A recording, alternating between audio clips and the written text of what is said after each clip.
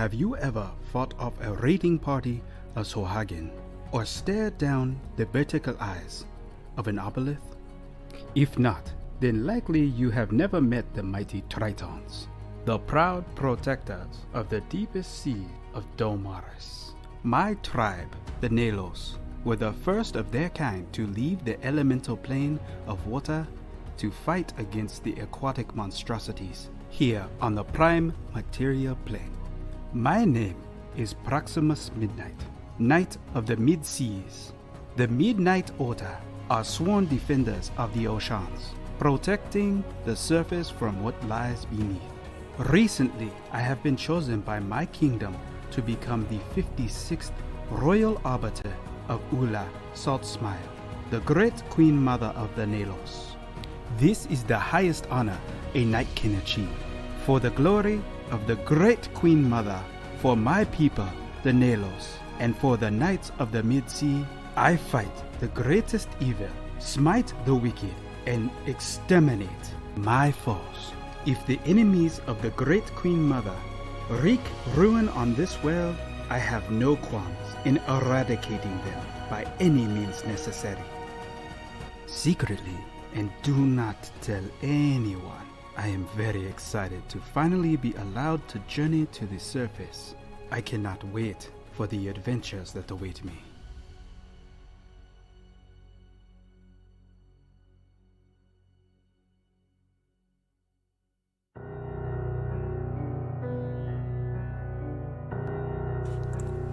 To those of Domaris, the merfolk who live under the waves are just like those who breathe air.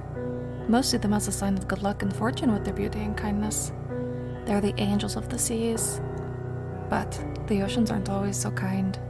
On those perfect nights, when the storms rage against the waves and the world is full of chaos, beings of absolute powers are born. The merfolk call them sirens, and the only difference shown on the surface is their eyes. A siren's eyes churn like the storm-raged waves they're born of. When a siren comes into existence, they are forced to live in exile as the merfolk fear their power. Scarlett Shores grew up not knowing love or family. Her only desire was to be desired. By anyone. It wasn't until being captured and hauled onto the ship where she met Eula Saltsmile, a notorious sea hag, that Scarlett held a place in the world. With the pack sealed, Scarlett soon climbed her way through the ranks, quickly becoming the sea hag's favorite. It was no secret to anyone in the Hags League. Though, Scarlett keeps plenty of secrets and will often trade for them. So, tread carefully and always keep your eyes on me. If you don't, I may very well take them. Talk back, and your tongue will be mine too.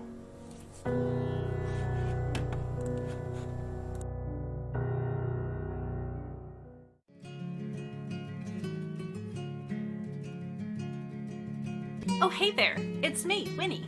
Nobody calls me Benora except me mums, and if you were one of them, I wouldn't need to introduce myself. Well, and Eula does, I guess. And sometimes, you know what? You can call me whichever. They're both me. I'm just waiting here for the tides to shift and my next adventure to begin. You could argue life itself is an adventure, and I would say you're right. But also I mean an actual adventure. Mostly I do reclamation, searching the sunken cities for relics and forgotten memories. Some of these I keep, some I give away, some I return to those folk who lost them. Sure, I could tell you what I'm looking for at the moment, but I think I've learned my lesson about that. You'll probably hear about it next time I'm in the Fen anyway. Not that it's important, or direct from Eula herself or anything. I didn't say that. The point is, there's a great big ocean full of all sorts of stuff. Some of it has sharp teeth, and worse, maybe, but the good stuff? It's magical, and I wouldn't trade any of it for the safety of the surface. So I'll be back. Hard to say when. You know how the winds are, but you can bet I'll be back.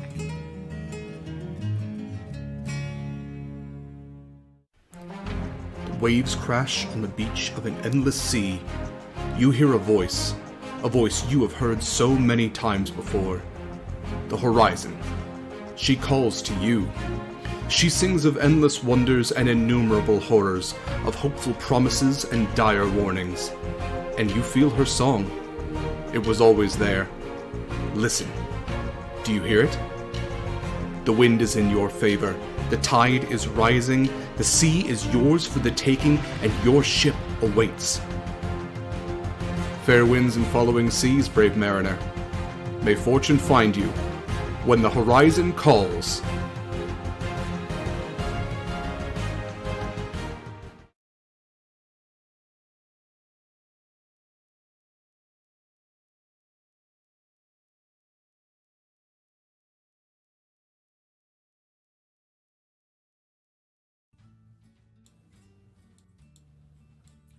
Live. I can't unmute something. myself. It's fine. Hi, friends. Hi everyone, and welcome back to Horizon's Call, an oceanic campaign set in the homebrew world of Damaris. I am your DM, Derek Sword. A little bit of business to get out of the way before we jump into the lovely people next to me and their characters and recap and all that fun stuff. But hey, it's May. It means we're raising money for St. Jude here on Eva Sariad's channel.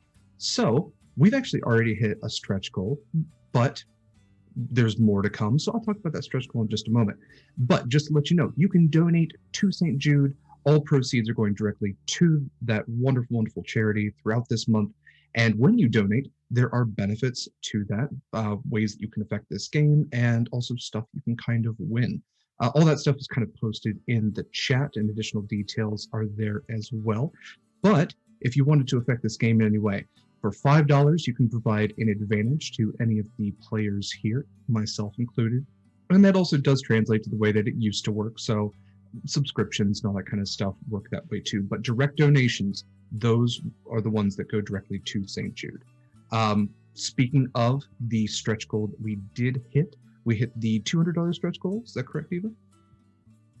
Yes. So the $200 stretch goal was hit, which means that there is a giveaway now on for Sunken, which is a game which has been played on this channel, on Eva Sariad's channel. It is an amazing horror game, which is kind of the darker side of Horizon's Call a little bit. It's oceanic horror, where everyone dies in the end in the most wonderful ways. So if that is something that you are interested in, that raffle is going on now. I believe the term is Shark, which you can enter in the chat. And a raffle, yes? Plural, multiple sharks. All the sharks. Exclamation it's point a literal sharks. nightmare for me. So many sharks. Wow. I hate it. Yeah, if we hit $350 stretch goal, Eva is going to dress up as Lady Dimitrescu from the newest Resident Evil game. For $500, there will be a Call of the Sea raffle as well in the chat. And yeah, for $15, for any $15 donation, you get a thank you postcard. For $5, like I said, you give an advantage to players, as well as getting your name on the thank you wall behind Eva. For $50, you can contribute an NPC or magic item to an upcoming D&D game, including this one. For $100, you get a terrible animal drawing. They're really bad. They're very worth it. For $500, Eva will actually DM a TTRPG one-shot just for you. She is incredibly skilled and talented, and I highly recommend that you take advantage of that. So with all of that said, there's the other incentives which you can benefit. Wow, that's actually really cute snake. Yeah. Derek, You how said much in terrible donos? How much in donos do we get tonight for you to sing sea shanties I'm getting instead of a hype train? Okay. Donos. All right. I tell you what, since this is St. Jude, we're gonna up the ante a little bit on this one. So typically it used to be $30 would get you a sea shanty on Horizon's Call, but it's going to a good cause this time. So I'm gonna up that ante to $45, and you get a sea shanty. And in addition to that sea shanty, you also get a thank you postcard. You get your name on the wall behind Eva, and if you donate just $5 more, I'll sing a sea shanty for you, and you can also contribute an NPC or magic item to the game. So just go ahead and hit that 50 mark. It's worth it. And also, Eva, that was way too good of a drawing. I highly, that's too good. I mean, that's like Mikyl level of drawing. This is supposed to be a terrible animal drawing is what I'm reading here. So I want your snakes to be straight lines with circles for heads. You hear me? You're working too hard. Balloons? You mean balloons?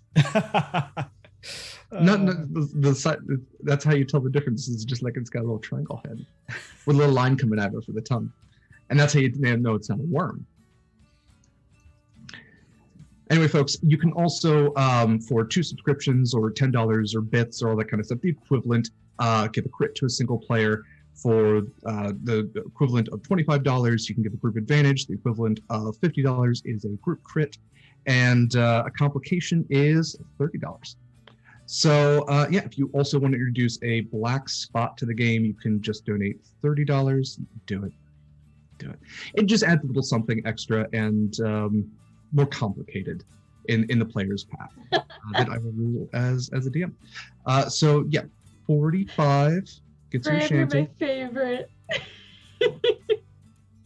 What did I miss? Graham. Great. Okay. All right. Graham, you're my favorite. Oh, Thank you. right. Yep. So yeah, Graham, you get to name an NPC. God help me. And apparently I also have to sing a shanty. Is that what I'm reading here? This is why I don't stare at chat. Great. All right. Well, hey, good thing I got one prepared. All right, folks. That's a whole lot of business out of the way. Like I said, definitely donate to St. Jude. It's a great cause, and we appreciate you all being here. We appreciate your donations and your attention given to this great cause. All of that said, we have a recap that I believe we need done. So let's go ahead and do that. And then, or do you all want to introduce yourselves first? I feel like there's a lot of stuff to get out of the way. So let's go ahead and I'll have you guys introduce yourselves before we even do that. I will do the shanty at break, Graham. You got to wait for it. All right.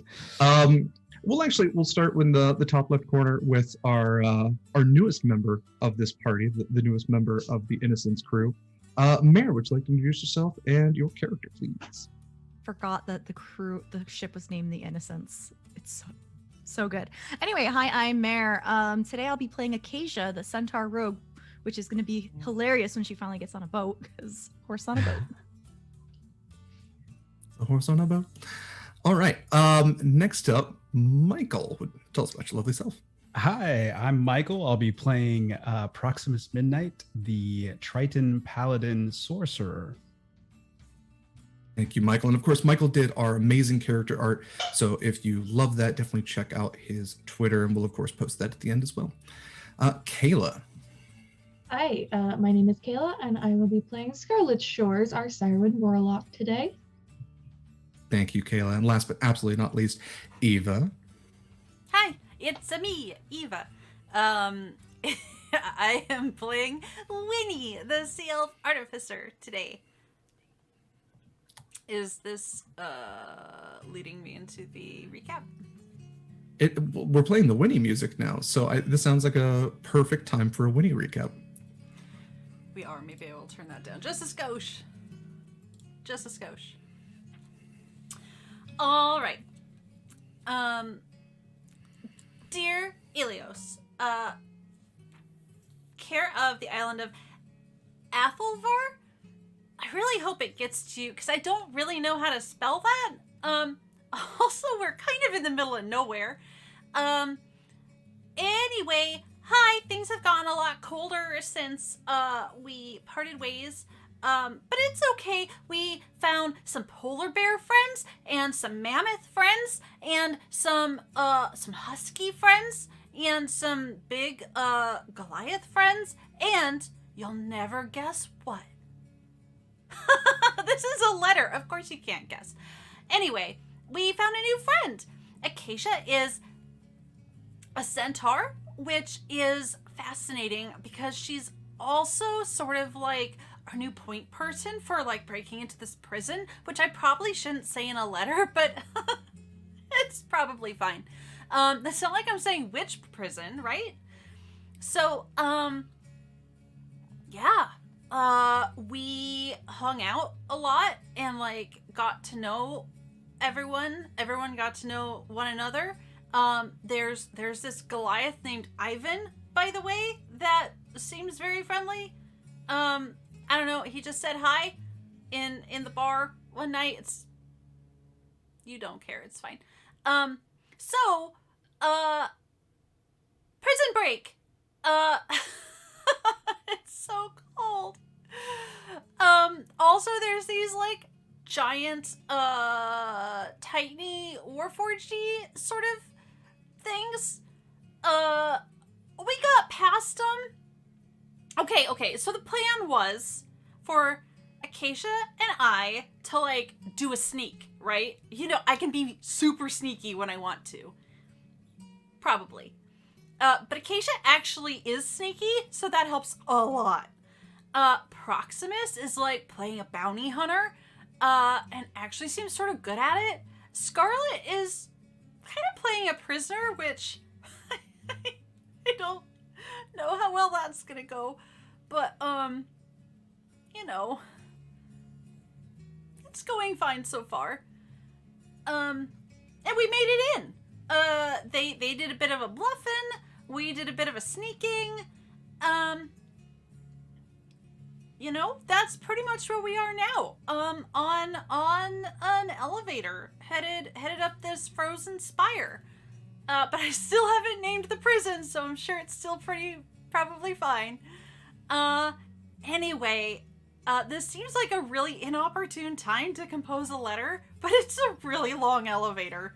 Okay, I'm getting some looks, so I should probably go. I'll talk to you later. Bye! I thought I was muted that whole time. Wouldn't that have been hilarious? So are you just kind of using my shoulder while writing?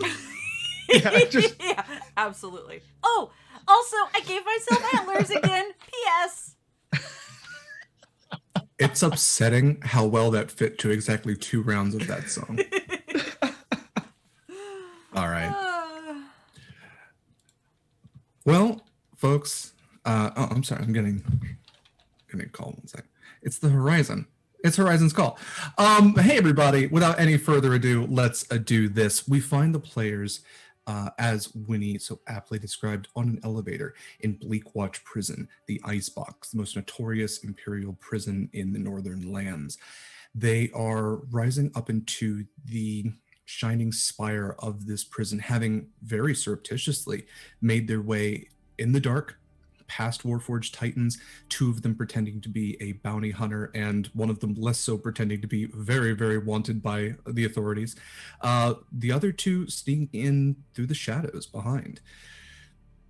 The elevator's rising now. You look above and you see light shining through. You can tell that it was just past midnight when you got in, so the light coming through has to be artificial. It's not sunlight.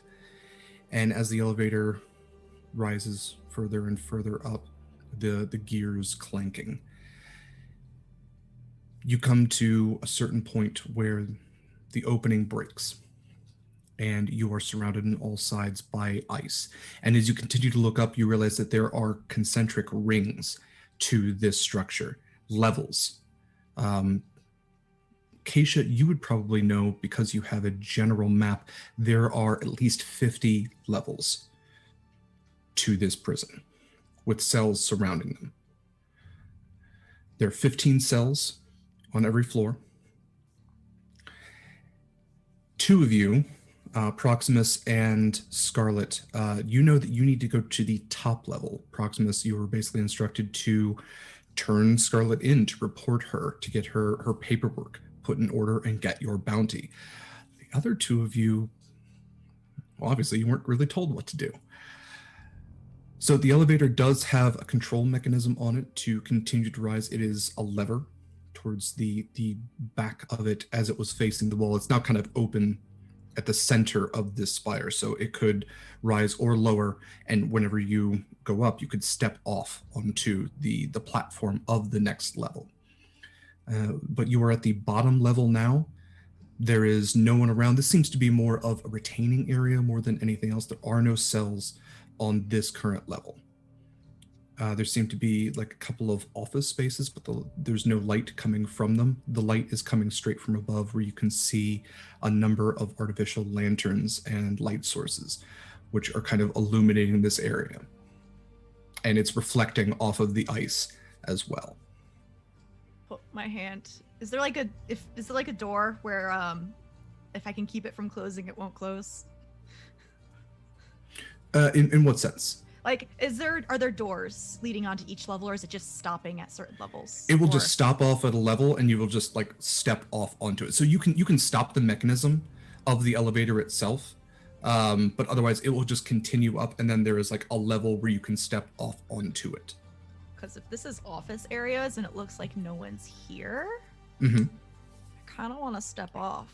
Like, what do You can't. Yeah, the elevator has stopped at this level. This is kind of like where it was automated up to this point. From this point on, it seems like you have control over what level you go to. So there's the lever that you can operate. So it got you this far. You have control over where you go at this point. So you're stopped at this point. Do Wynni and I want to stop here and you two continue going up? Because I don't want to go all the way up there because they're not expecting Wynni and me. Oh yeah, that's. Maybe you and Winnie can find out where our prisoner is. That's what I was thinking, yes. And We distract everyone, and you find yours, and Winnie finds ours, and It is Hopefully amazing we that make we it out got to this alive. place already. I do not know what to say when I get up there. I've never done this before. Say this is we're your gonna first figure it bounty. out. It's technically true. It is very true. I would not be lying. Say this is my first time handing in a bounty. Can you walk me through the procedures? Procedures. I'm writing this down. Hold on. Okay. All right.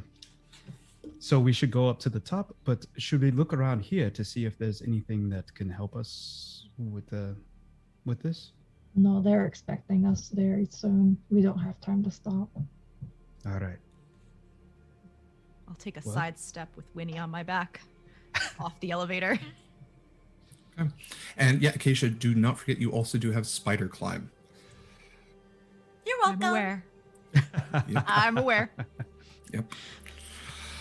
And Winnie, we kind of mentioned that you probably would have done your experimental elixir. Did you want to determine that now? Yes, I very much do. Just so I know what I'm working with. Okay. Sure. Straight intelligence. Is that what I'm doing? So, okay, there's two ways we can do this, because technically your experimental elixir is supposed to be random, but we're kind of ruling this where, since you've made something that you are aware of before, you at least know about the transformation elixir. The other ones you're still not sure about, but you made the transformation elixir once. You were able to identify it. If you would like to try to recreate that, it would be intelligence plus your alchemist proficiency. You're using your alchemist tools for it, so you would be using your proficiency for that. Excellent. Okay. Well. 16. Okay. Whatever that does.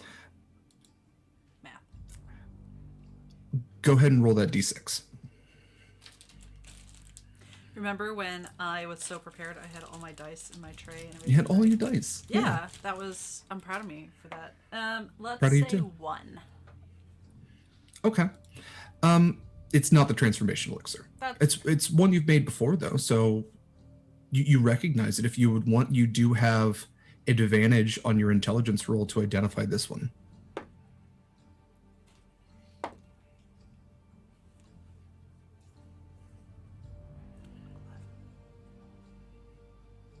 Ahem. 11. 11. Not sure. You've made it before, though. To be fair, I think you've made them all before, except for one of them. You have not made one of them. Cool. Yeah, super cool. Okay. So Acacia, with Winnie on her back, steps off of the elevator. Proximus and Scarlett, are you continuing up? Yeah. Okay. Splitting the party in a prison. Ah. There are could worse go wrong. things. There are absolutely worse things. So I should mention that there are stairs between each level, because otherwise you would have to wait on the elevator for each individual level. So Acacia and Winnie, you are not what do I want to say? Stranded. You're not stranded, on this level. Okay. It is just going to be a little more slow moving through the 54s. But Scarlett and Proximus, you continue up. Are you stopping anywhere along the way? Or are you doing anything? You do have a couple of minutes as this elevator accelerates. So just wanted to check if you guys were looking for anything, or what you were kind of doing along the way here. Do we want to check each 50 levels as we go up? If there's No. anything to look at them all. We'll have both of you go ahead Yeah, and just roll we can perception see checks. though, right? Absolutely. Like you as can we see as we around. rise up, we can see. Yeah. And that's the other thing is everything can see you as well. So go ahead and just both of you roll perception checks, and I'll just kind of give you an idea of what you get. Just poke your head out at each floor. Natural 20. Say curio. 21. Okay. Yeah, it's not even poking your head out because, like I said, it's an open air elevator where you're just every level you can kind of see and they can see you. So as you go up, you can see that there are 2 to 4 heavily armed guards per floor. As they quickly identify you, several of them do reach for their weapons, their crossbows or whatever. But when they do notice that at least one of you is in shackles, they stand down immediately, especially because your lift does not stop at their level. But you can see that there's quite a few guards in here.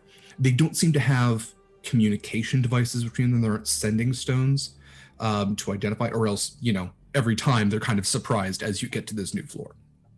Okay. The other thing you would notice is 15 cells per floor. They are, for the most part, encased in ice. The doors are metal. They are not bars. They are actual like metal doors with slots. Most of them with kind of frost covering the metal on them. Some of them you can see eyes behind. Some of them there's even like hands trying to reach out, especially as they see you. As the further and further you go up, the louder the voices become, as these prisoners are kind of almost taunting in a way, getting louder and louder as movement is happening, even though it's the middle of the night. Something new, something new in this life of monotony. But even then, it's not as loud as you might assume it to be. A lot of the voices have an ache to them, and you can feel the cold kind of around you. And you even notice that the hands that are peeking out of the doors have like mittens or gloves on them. And if they don't, they are bluish or just like very, shriveled with the cold kind of compressing the skin.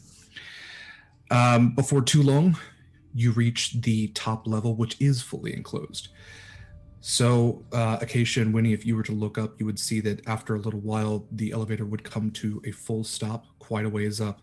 And it's this final floor where it's not like you can drop down.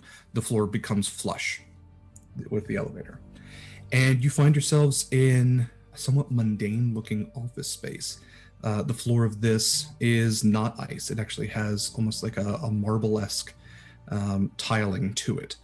And there are a number of cabinets, a couple of doors, and there is a very beleaguered looking imperial servant sitting at a table with a bunch of just paperwork kind of around them and glasses kind of pushed down their nose.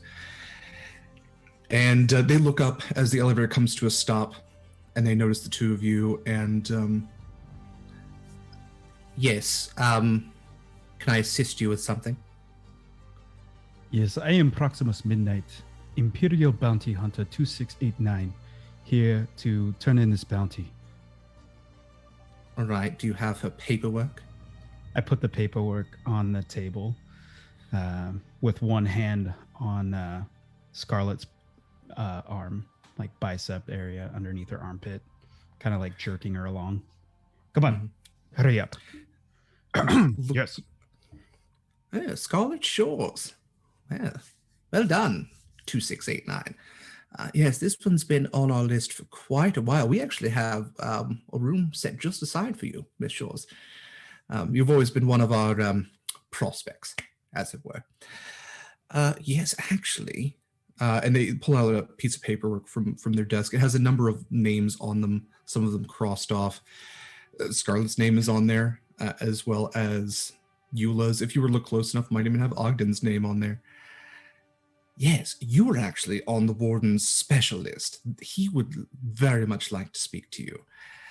And he will get up and he will go and knock on the door nearest to him. And the door will open and he will guide you in. Let's go. And with that, we're going to cut over to Wynni and Acacia. Wynni and Acacia, you find yourselves on the bottom floor of Bleak Watch. What would you like to do? There's offices? There are a couple of doors. There are 3 doors kind of on this level. They seem to almost like occupy the same space behind them where the cells would. So you can absolutely, none of them necessarily seem, they don't seem like prison cells. I should note that. They are metal doors, but they don't have slots to them. I say we snoop, Wynni. Oh, yes. Let's snoop. Okay. Okay. So we'll call them doors 1 through 3. Are you just snooping at all? Do you want to take 1 and I'll take 2, and then we'll take 3 together? Check through the peephole, see if they're locked, see if they threw traps on these things, and then Perfect. break in if needed? Yes. Okay. So I will note that if you were going to doors 1 and 2, actually all 3 of them are locked. This is kind of, you imagine what the guards would have access to. So were there a prisoner break, they would kind of want to avoid these things. But if you would like to investigate for traps or anything like that, you can roll an investigation check. So good at that. Jeez. Okay, I'm using an advantage that I forgot I had.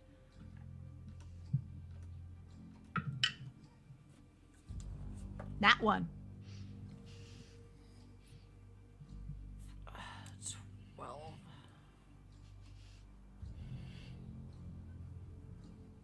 Mare, would you like to use anything for yours? The thing is, I only have 2 advantages, but I also don't want to roll a 1. No, this is too important to me to not do an advantage, so I'm going to use an advantage. You Okay. can... It can't possibly go worse. Not 20 for a 19. Oh, boy. There you go. That's good because it was absolutely trapped. Okay. Yeah. Yes. You notice that the locking mechanism on this is directly connected to a pitfall trap, which would have essentially dropped you through the floor and the 150 so feet. Thank goodness I have spider climb. Mm-hmm. So you were able to disable that. The door is still locked, so if you did want to thieves' tools your way in, you could certainly do that. Wynni, the DC actually was 12. So you also are able to notice that this one actually had a fire spell trap attached to it. I don't really do so well in fire, so yeah. So if you would like to deactivate that and unlock the door, that is thieves' tools as well, unless you have something else you would like to I add to still it. have my thieves' tools from earlier, so I'm also changing my dice. Do you want me to roll sleight of hand to pick that lock? Yeah, it would be thieves' tools. Oh, so thieves' it tools, is. okay. Yeah, Okay, it's I don't have expertise on that, so I'll add it. yeah, D20 Plus my dex plus proficiency. plus dex plus proficiency. Yep. What the fuck? I'm using my last advantage, y'all. Well, yeah, I'm using my last advantage, y'all, because I'm getting rid of these dice. Okay. That's Not a one. day for it. Jeez. You need to be cleansed. Okay, proficiency plus That's dex. better. Okay. I can't do math. 24. Okay. I'm also using an advantage because that's a 1-2. Jesus. Like, can we just roast our dice Okay. in the fire? I feel better about this one. 19, 22. Okay. Pretty effortlessly, after an almost blunder, both of you are just like, What? this could have gone really bad. Oh, shit. You were able to disable the traps and open your respective doors. We'll start with Look, Acacia. it's cold. It is. Your fingers aren't working right. Yeah. Acacia, you open the first door and you realize this is the armory. This is the armory for the prison guards. There are a number of heavy crossbows, light crossbows, pole arms, even some firearms in here. There are grenades, there's riot gear, there's armor, there is everything just in case the worst happens. This is where you know the guards would go first to arm themselves and then stand their ground. Can I quickly grab anything that could be used for like grenades and like anything that can be used for fending off people, so or something that can do an AoE? Sure. And Yeah, then whatever- there. yeah. Yeah, go ahead. And I was gonna say whatever I Hey, Wynni, do you want any of this? I quickly go through a list of what's in there. Oh, I want something. Okay, take something because whatever you don't use, I'm gonna see if I can try and throw down the pitfall trap so they can't use it against us. Oh, I like that. Also, I missed. Graham gave all of us critical successes earlier. Oh, so we got it. Thanks, Graham. Yes. Okay, I just want to make sure I realize how this works. Okay, yeah. So there absolutely are smoke grenades as well as some like very early, I mean, we're talking like pirate kind of grenades. So they are fragmentation grenades. They do need an actual flame to be lit. It's not just like a pull a pin and throw kind of thing. Yeah, it's kind of like a flintlock sort of thing. But there are fragmentation grenades. You can grab, I mean, there's a box of them. So you can kind of grab at your leisure with those. There are smoke grenades as well. And there are also, I think they're called bands of Billaro. Ooh, I want some of those. I want some bands of Billaro. Hell yeah. Is it bands of Billaro? Yeah, I know how it's pronounced, but I want them. Yeah, it's a critical role thing, but they did actually like, put them into. Didn't? No, they're in the DMG. Yeah, they did add them. Yeah. How many they got? That's, give me one. Yeah, the iron bands of, yeah, because they call them iron bands of binding as well. So there are 5 of those. Yeet, take those. Those are the best. They are single use. I should note that because I believe the magic item says that they can be reused. These are single use. Okay. It is, yeah, it is crowd control kind of thing. But yes, essentially, if you do throw one, it is the target is restrained, and it's a DC 20 strength check to break the bands. Mm-hmm. Mm-hmm. So also bear in mind that because these are in the armory, the guards might have them on them as well. Anything that is in the armory is something that might be on the guards. I should also mention, yeah, so there's like nets as well, since there's members of your party who particularly love nets. Yeah, so we can say that between the two of you, you can grab 10 smoke grenades, 5 fragmentation, and 5 bands of Billaro, or bands of binding. Is there anything else you're grabbing? Any type of, I mean, like I said, there's pretty much go through the weapons list and anything you could think of, or armor, shields, all that kind of stuff. Any of it magic? Do you have any way to determine that? No. Okay. I don't. I'll relay to Scarlett and Proximus. We broke into the armory. Would you like anything? We grabbed some shrapnel grenade type things, some smoke grenades, and a couple Billaro bands.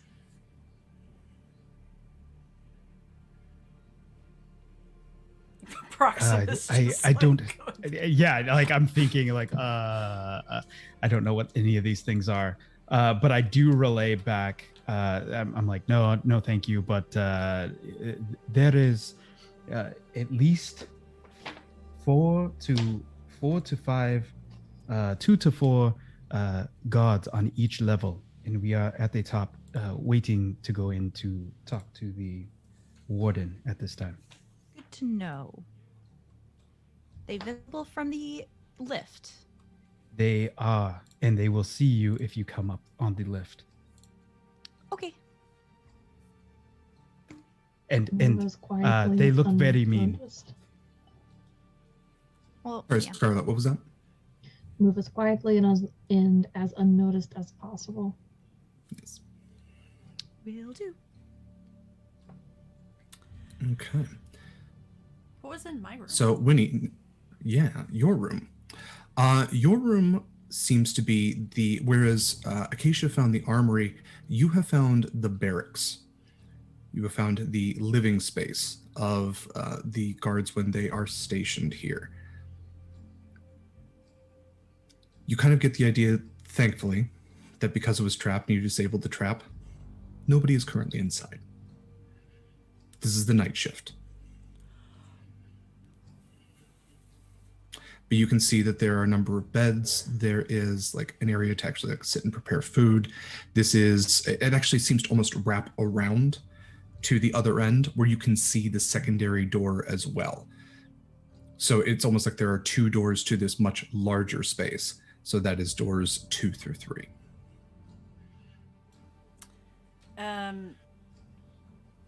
I'll probably be doing most of my communication through the link.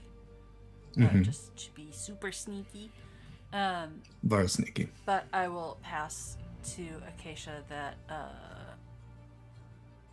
we don't need to bust into the 3rd door. Like, she can just come around to the first one. Are there any like chests or anything? Like any Yeah. So there are a number of beds set up. Every bed has a chest kind of set at the foot of it. It kind of, you would imagine for personal belongings. There's, you would imagine probably food in here as well. But yeah, this is more of the living area, the general barracks for these guys. It's safe to say that we have like rations, like smoked mammoth or whatever with us, right? Yeah, you don't need to steal the guards' food if for no other reason than spite. It is not out of necessity that you need to steal the guards' I wasn't going to, but I just wanted to be sure that in case our curio person was, I just wanted to be sure, I would like to steal rations out of spite. That's yeah, fair. okay, yeah. And I would like to just nose around for anything that might be of use. I guess I have a tinderbox. We probably all have tinderboxes now that I think about it. But just...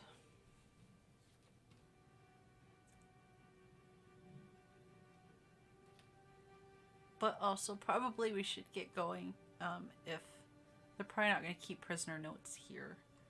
Yeah, the thing is, I don't know how we're going to get up unless we can become invisible.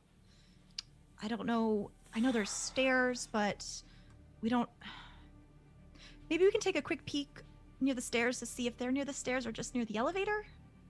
Hey, are there uniforms? There was like a armor closet? and uniforms in the armory. Yeah. I guess I would like to dress up like a like a guard maybe, and Are you gonna be a little short for a stormtrooper? yes. Yeah. Okay. What kind of armor is Wynni proficient in? Light, medium, and shields. Human shields. Okay. Wynni, you can definitely find half plate, Ooh. which seems to be actually Proximus would identified that most of the guards are actually dressed in half plate. What am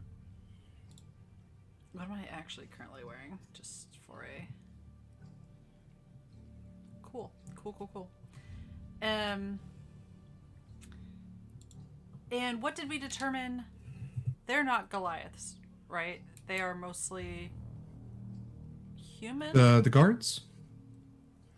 Yeah, from what you know about the Nerian Empire, it is a predominantly human empire. Okay.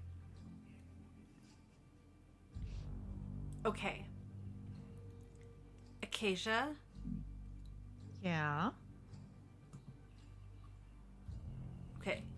Okay. Why do I feel like a ridiculous sentence is going to come out of your mouth?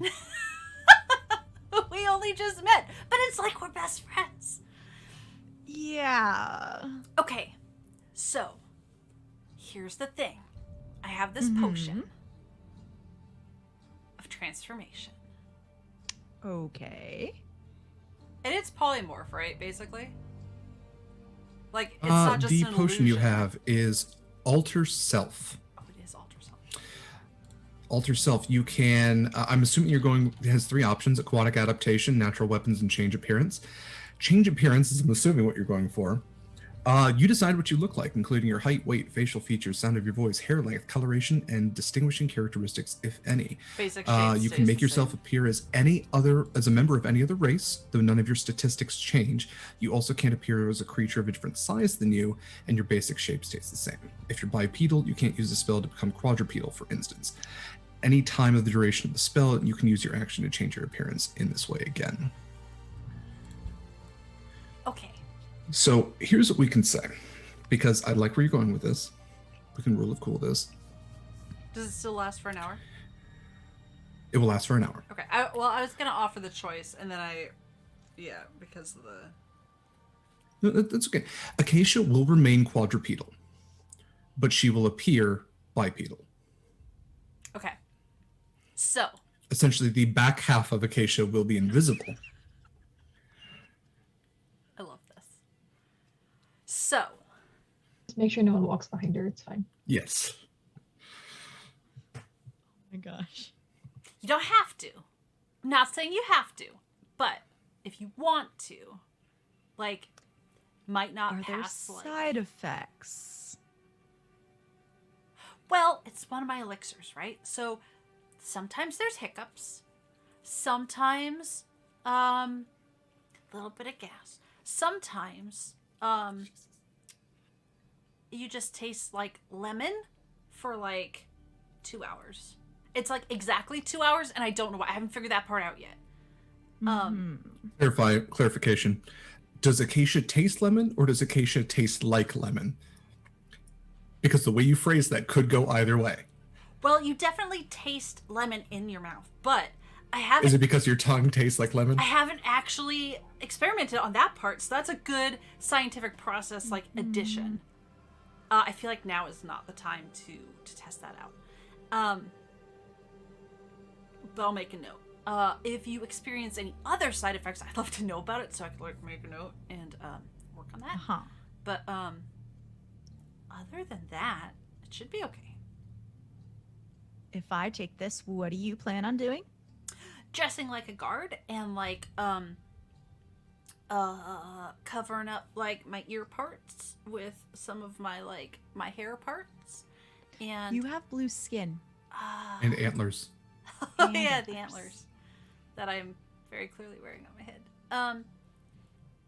Look, it's just supposed to like give us the edge, like the element of surprise. Like I don't really think either of us are gonna pass like as guards proper. Oh, no, of course not. But you know, if we're coming around a corner and like boom, actual guards. Okay.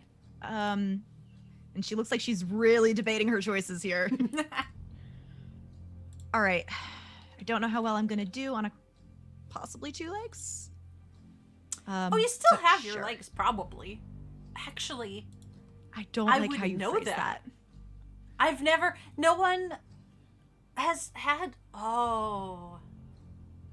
this will be interesting. I don't know if it'll change you into a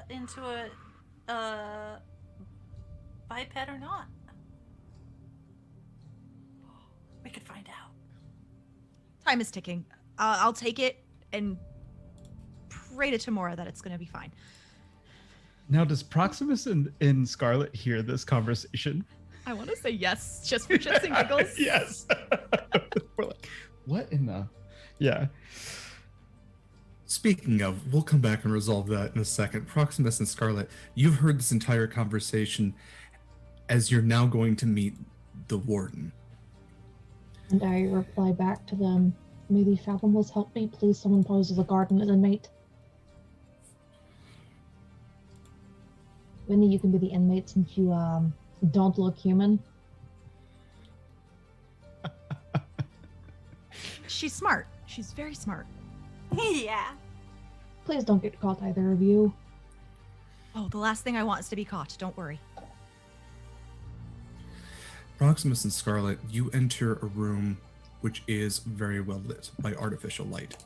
There are massive windows kind of surrounding you. You realize that this is like almost the entire like half circle of the top portion of the spire, with these windows looking out over the vast expanse, this northern expanse, northern lights dancing in the sky behind. And sitting at a desk, very groggily, it seems as if they were kind of awakened recently, but still with a smile, a very smug smile on his face, is an Imperial official. And the individual who led you in says, yes, may I introduce Praetor Salvius? And Praetor Salvius, as he has been introduced to you, is sitting there with his fingers steepled. Scarlet Shores. It's been a very long time since I've had you on my list. I must give you a lot of credit. I'm sorry. Your name? And he addresses you, Proximus. Proximus Midnight. Wonderful. Wonderful. You've not delivered here before. I have never booked here at this facility. It is amazing, though. Mm-hmm. Well, we hope to have your return business, of course. Thank you. My attendant will see to your payment. Thank you very much. Do we call you administrator? Praetor. Praetor is my title. Yes. Thank you very much, Praetor. Thank you. You may leave now. Yes. Okay. So, Proximus spins on his heel and walks, following the other person. Yeah, the bespectacled individual says, yes, we'll get your payment all set away. I believe, what was that? What did we agree on? Do you remember what your bounty was, Scarlett? 6,900. That's what it was. Something, yeah. You're absolutely right. It was 6,900. Yep. I say forgotten? I say through our telepathic link, I will be right outside, Scarlett. Much appreciated. I can take care of myself. You say that now. So Scarlett, you find yourself in the room with the Praetor, and he kind of addresses the seat at the other side of his desk. Says, "Please, miss, sit. I have so very many questions for you." Of course. How gracious of you to let me sit. Oh, you'll be sitting for quite some time. You might as well get comfortable with it. There's not a lot of room to move in the prisons. I'm sure it's not the palatial space that you're used to on Eula's Island. I'm so very curious about No, please. What to say? You don't even know where the fin is. Well, no one really does. That's what I'm curious about. You know probably more about the Fen than anyone besides Eula herself, and honestly, I have a room set aside for her as well, one of these days, but... Good luck with that. Well, I have her best girl now. It's only a matter of time before she comes to collect you. No. See, we're all disposable in Eula's crew. I might be her best girl, but I'm not her only one. Well, that's a shame, but you do have quite a rap sheet yourself, so I'll take what I can get for now, and maybe you can help me bring dear Eula here to give you some company. What can you tell me about? We can shave some time off, get you better accommodations. You have to realize, Scarlett, you're never leaving here. I'm only going to make things easier for you. Oh, no, I know. I'm never leaving here. That's why I don't see the point in helping you. Well, I could make the rest of your existence prolonged and horrible, or slightly more comfortable. You don't understand the things I've seen or endured. Give it you your don't best understand shot. the things I can do. You don't scare me. No one ever has. See what we can do to change that. Give it your best shot. As I'm sitting there, I am unlatching the loose. Manacle? Yeah. Okay. We will cut away then to Proximus. Proximus, the attendant, who their name is, they have introduced themselves as Verilus. Yes. Yes, 6,900 gold pieces. Yes, nice. And he will just, he basically has, not an abacus, but like a weight system sort of thing where he's counting it out. And he places it all into a very fine oaken box, almost like a small chest, and just kind of pushes it towards you. There's your bounty, sir. Best of luck getting back to wherever you came from. Do come see us again if you have any additional bounties, especially if you happen to come across someone as rare as Scarlett again to add to our menagerie. Is there a way that I can get a list of the bounties Verilus? Is that his Verilus? Yes. I know can tough say to words. with the It's accent. fine. Yeah, no, it's okay. I do like Proximus be like land people names. What? Yeah. A list of yes. You should be able to have something like that. Yes, I can pull up an up-to-date one if you'd like. It would take me just a minute. If you don't mind waiting here, I need to go into our records. As he's following it, can I just do like look around? Yeah. So when he says he needs to go and update his stuff, he actually does go to move to one of the other side rooms, which would leave you alone in the office space. Okay, so you are absolutely willing to, if you are able to look around, should you like. I kind of take a couple steps to see like where he's going into, and like look around inside the room, maybe kind of see what I can see in the room, and then look around, kind of keeping one eye, my peripheral, on that door. Okay, so yeah, he does go to a side room. In that room, again, iron door, and in that room are just shelves and shelves of books. It's actually kind of narrow. And you see that he goes to sit at a desk at the far end. And the books in this room have just like loose pages kind of sticking out of them. It's very kind of mashed together. And you can see that he is doing some type of magical conversing. One way or another, he is trying to get an updated bounty list, most likely from the Empire proper. So he does not notice you at this point. He has no reason to distrust you. And yeah, should you like, you can take a look around. You can roll an investigation check. I'm assuming you're looking for a prisoner list. Yes. Yes, go ahead and roll for investigation. I'm gonna go ahead and use my crit because that was a natural one. Yay! What is up with y'all today? Jeez. These dice, yo. With Verilus distracted, you are able to go through the paperwork on his desk. There's a number of other bounties, wanted posts. You see that there are just like the minutia of a prison operation. You see that there's even a list of recently deceased prisoners, which is probably longer than you'd care to admit. There's a number of prisoners who are held in solitary lockup. Could I look at any manifests and see if I recognize the name of the person that we're looking for? Yeah, you do find a prisoner list. There is a large kind of folio book, which seems to have a layout of the prison to begin with, floor by floor, and then has the name of who's assigned to each of the levels.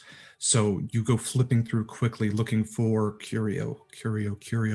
It's page after page. You're starting to get concerned that at this point Verilus will come back because you're on page 32 and you haven't noticed the name. And it's finally when you get to page 42, you see curio. Cell 4, floor 42. And it's just at that moment that you hear Verilus' steps coming from behind you. Yeah, Verilus. This is a great establishment. How did this become a thing originally? What is the history here? Well, of course, when the calamity happened and the Empire was thrown into a bit of a mess, luckily, Bleakwatch survived. In the northern lands, we'd always tried to occupy this space. There used to be a little more land to this area, but the spire's been here for thousands of years. We've built up slowly with the ice and the iron, It's always been a good place to put people who you're not really sure what else to do with. Some folks here, honestly, they've been here for centuries. Depending on how long they can withstand the cold, of course. It's just a nice place just to keep people in cold storage. Keep them out of the Empire's hair, as it were. It is a fantastic facility. How long have you been here? I'm serving 5 years, just about. Most people see this assignment as a form of punishment, but the name Blakewatch carries a certain weight with it. I find it an honor to serve here. It's been harder and harder to have the number of guards that we do need. You may have noticed coming in that's not as many of the Titans as we'd like to have deployed at a given time, and the Empire did recall about half of our forces about a week ago. We're not exactly sure why, but ours is not to question why. Very, very much so. Is there a recruiter? And while I ask this question, I'm mentally saying, this guy is so boring. What's going on with everyone? I'm literally trying to just buy time here. And with that, we're going to cut over to Wynni and Acacia. Okay. Go ahead, Mary. Sorry, go ahead. Are the barracks any, is the hallway, is all of that warmer than everywhere else? Or is it, The just hallway? as cold? Yeah. So the barracks seem to actually be insulated in a way where so where you are in the exterior is ice. And again, it's like a donut. You have to kind of walk around the edge of it with the rooms on the outside, unless the lift is there to maintain that space in the center. And there is a stairway which kind of does circle up as well. But yes, the rooms themselves, at least on your floor, the barracks and the armory, they seem to be heated, most likely magically. Because it's not like they've invented central air or anything like that. But yes, they are heated, and you do notice that the ice is not melted by that external heat. Okay, yeah, that makes sense. I would like to just duck out into one of the icy areas, just to check. I'm gonna open my mouth, and I'm gonna whisper stream, and just let a gallon of water dump out onto the ground. Because I'm just wondering how quickly it freezes, just for future notice. You hear in your mind, what the fuck, Wynni? Oh, it's so I have this potion, you see, this other elixir, and it does random stuff, and Okay. so I've got water mouth right now, which sounds terrible, but it's okay. It's also my antlers. So Wynni, you vomit up a gallon of water. I'm sorry, you're vomiting up in the ice area or the insulated room? Okay, so I like to think it just it's not You coming spit a bunch. yeah, because I feel like that would You slow spit me a down gallon. if it was the full process. Yes, 1 singular gallon, please. Yes. And on the ice or in the room? I'm sorry. Also fresh water, because salt water freezes at a lower. Yeah. Yeah, just to be clear. Not in the warm room, but in the cold area. Just off in a corner somewhere, not to inconvenience us. 'Cause it's just a test. It's just a little test. Yeah, it freezes. Probably, well, especially because the water would disperse on the ice. I mean, it's wet for a little bit, but it's not it's below zero, but not detrimentally so. You it's not like Antarctica sort of cold, Right. where it will freeze like that. It doesn't but just it steam freezes relatively or whatever. quickly. Right. Yeah. And While Wynni is testing, can I try and find clothes or clothing that guards would put on over armor if they put stuff over armor that has their insignia? Because I'm not getting into medium-sized armor. That's true. Yeah. Would there be something, even if it's just a cloak with their colors or something like that? The regalia is I mean everywhere. There are flags with the the symbol on it against that purple and red with the three swords pointed inwardly in the triangle. And that there are, I can't remember the word, but the thing that like goes over like plate armor, the tabard, yeah.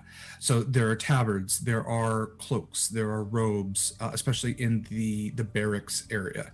You would see flags, capes. I mean, these guys, they're really hot about their symbols. There's something to say about ultranaturalist countries who are overly fond of their symbols. So you see these symbols literally everywhere. You would be able to find a number of things to fit that. All right, tabard and a cloak then. Okay. And you are bedecked properly. I should also note that the armor, there are a couple of different types of armor in the armory. The heaviest it gets is half plate. But there is also like light leather armor as well, which seems to be insulated for the cold. And all of the facial cover, the helmets and whatever else, they do cover the face, and you kind of get the idea to preserve heat more than anything else. And a helmet then. Okay. But I'm not changing out armor. That's a waste of time at this point. Sure. Okay. Wynni, I'll take the potion. We'll see what happens. I mean, oh, yes, okay. She stares at you, like, uncomfortable, like, unblinking, just, like, waiting to see what happens. I'll drink it. And also, Scarlett was right. You should probably be a prisoner. I haven't done anything wrong. All of my business is completely above board. Wynni, when you say that, Acacia, what is the image that you have in your mind? Of when what? Fran Drescher. Who are you going to turn into? That was going to be my suggestion. I think Fran Drescher? Honestly, I'm thinking of just like, oh yeah, totally legal stuff. And Wynni probably can't see it right away, but I'm look like a I'm thinking of like past people. I'm thinking of like, oh yeah, totally legal. This person does not do legal shit. And I start to look like a human woman with definitely Nerean. What, like, is there a specific complexion that, or is it just any type of human? The Nerean so Empire? The Empire is massive enough that it kind of is all encompassing different types of people. But when you think of like, oh, that person is like from the capital, they have more of a pale complexion to them with darker, curlier hair. Okay, then a medium height woman with dark curly hair and a pale complexion, definitely Nerean. Okay. And Wynni, you see this centaur, the back haunches, the withers all just disappear, the horsey bits all gone, and before you stands a Nerean appearing woman. Oh, Okay, I still feel my 4 feet hooves, so we're good. What are we doing? First of all, as a side note, everyone has another crit because my alert isn't going off for some reason, but thank you, Joe, for that $50 donation. Hey. Yes, so we are at $300 raised for St. Jude. Thank you, everyone, so much for your support. Yes, okay, so, good. All 4 feet. Good. We can talk later about side effects if I experience any. Good. Okay. But you're not dizzy or anything? You're not like... We're talking later. There's one of me? There's one of you. Okay. Okay. So, oh, there was something... I'm just gonna peel up my gloves one more time and just, like, do a quick glance around the barracks, to make sure there's, like, nothing else that seems useful. With my Would you be looking for? second set of eyes. Because I mean, there's all this kind of stuff you'd imagine that prison guards would have. So there's manacles in addition to all of kind of the riot gear. Again, there's like tower shields, a number of different types of weapons. Most of them are blunt weapons, but there are some that appear lethal as well. Like I said, crossbows, some firearms. Is there anything, Acacia had asked about magic stuff before. Would I notice anything with my alchemical background that seems like special or of interest? Like different? Chemical. Magical. The bombs would probably be the closest thing that would be. Well, okay, so alchemy and magic aren't necessarily the same thing. Yes. Well, okay, things if you were to do detect magic, on anything that's like not standard. But yeah, of course, like I wouldn't have seen like bombs before, or probably. Yeah, the bombs and the bands of Billero are probably the least standard things in here, just from the cursory glance. Okay.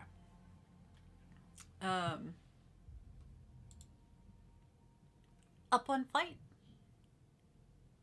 Hey, out of curiosity, is floor 1 the warden's office, or are we on floor 1? You're on floor 1. The warden is on floor 50. And did Proximus tell us yet, or just say, man, this dude is boring?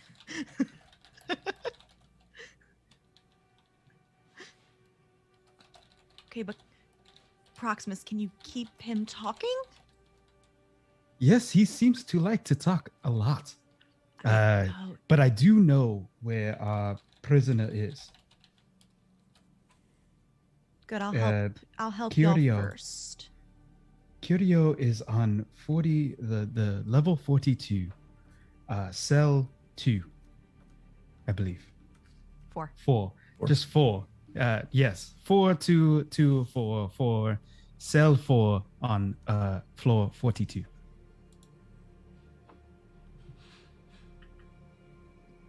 Acacia, is there any reaction to that? It's Wynni's insight, if we can play it like that. Yeah. Or how do you like to play it? So this is the kind of like non-violent PvP. So if you are giving something away, you are more than welcome to say so. If somebody was like, hey, I want insight against you, the other person has consent to say to that. So if you are giving something away that you would like Wynni to notice, we could have Wynni roll for insight on that, and I let you be the judge if you're okay with that. If Wynni's paying attention, there's a slight impatient stamp of the hoof. Okay. Acacia, and I also should note that there is a group advantage. Thank you, Graham, for those subs.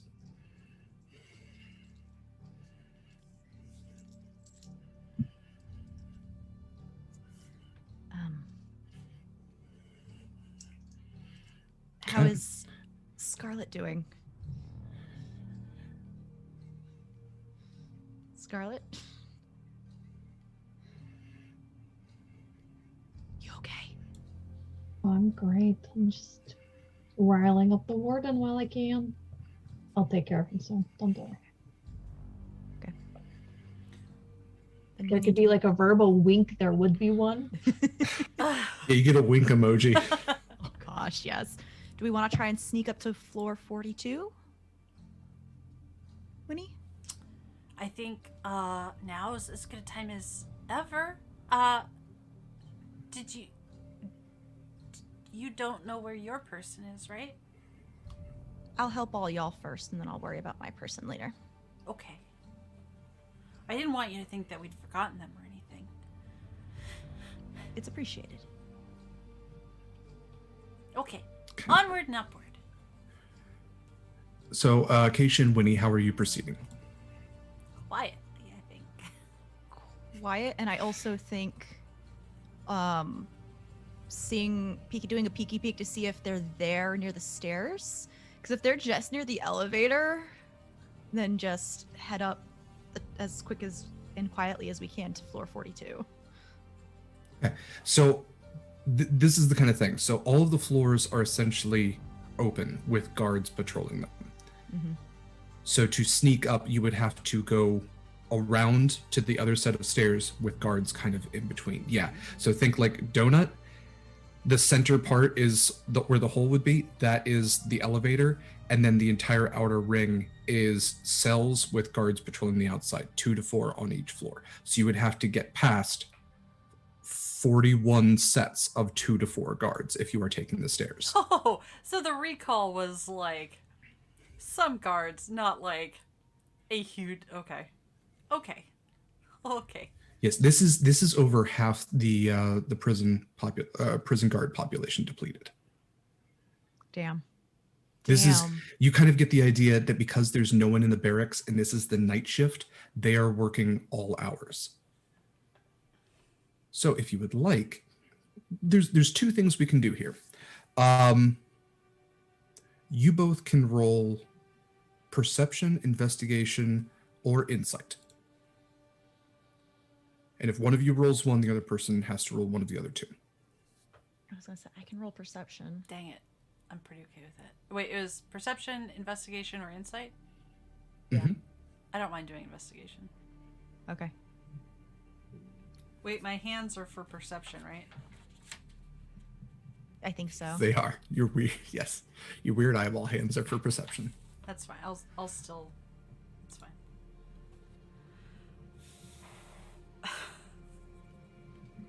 Oh. Oh, bless. 23. Can't do math. I can't do math. That's only a 15. Oh, I meant to draw them on.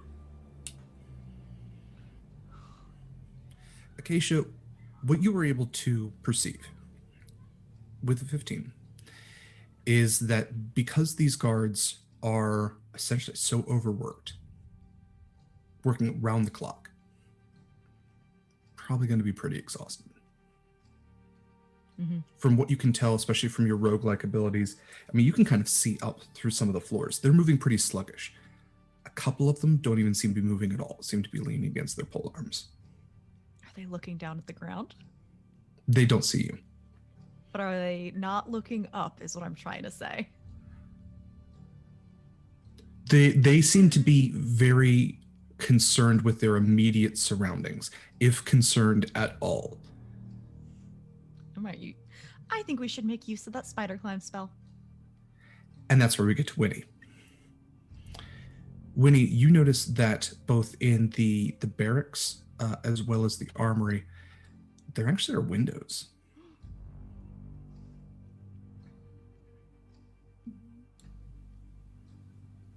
Windows a centaur could fit out of? With a little bit of working. They're that big. The insulation, damn. You also do have some explosives. I wish I was a sorcerer. And I think you also have a potion of enlarge or reduce. Well, I do, but I want to use that for like a... I only have one, first of all. I'm not going to shrink our robe for an indeterminate amount of time. It does say exactly how long that lasts, but... Yeah, it does. Yeah. Hey, do we mind a little bit of noise? Because I could just blow the wall with fireball. I thought you were going to say we can alert the air elemental. If that's what I thought you meant. Like cause a distraction on the other side? Both? Both? Both. Both.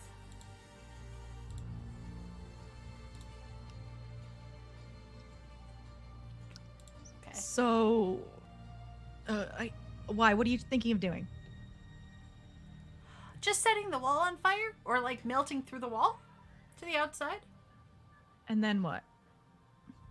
Didn't you just say time to spider climb? Oh, sorry, that was Mare. That was Mare. Oh. That's what happens when you don't have a character voice. Sorry. It's okay.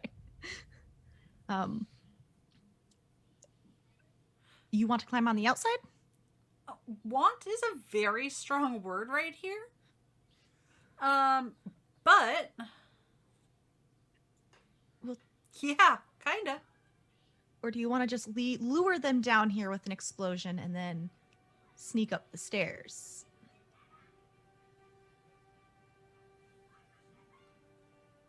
I don't know what their protocol is.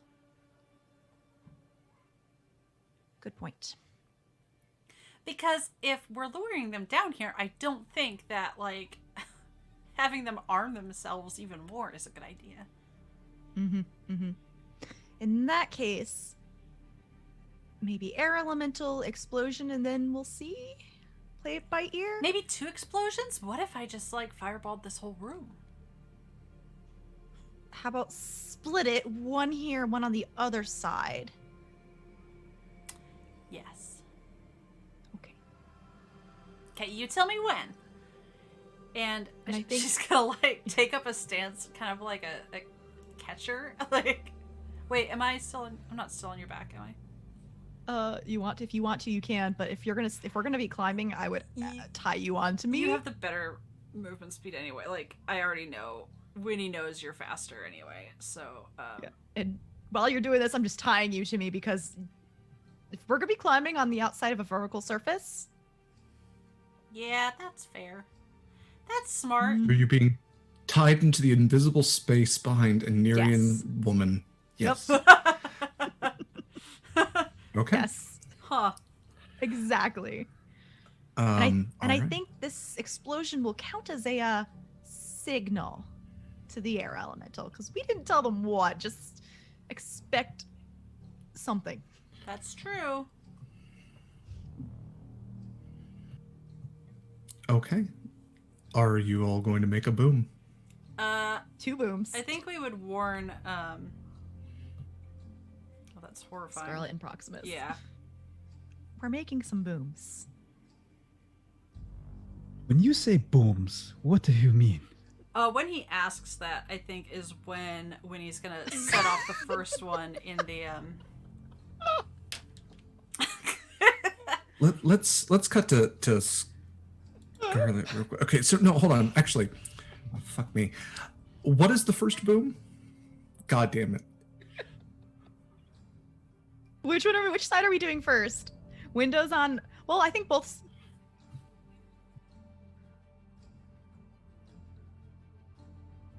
Yeah. Yeah. And I think the other one is not. I'm not even gonna plan it. I think I'm just if you want to do one, I'll do the other and just like, because you said it's a donut and grenades are kind of like circular, right? Yeah. I'll just light the other one and bowling ball it around to the other side. Okay, so you're using the bombs or using fireballs? Oh. Firebolt. Okay. Oh, I was gonna use a grenade for one of them. Okay. I didn't realize what you were talking about, Wynni. Okay. I would So- probably use a grenade. Wynni, go ahead and roll your firebolt. Acacia. Yes.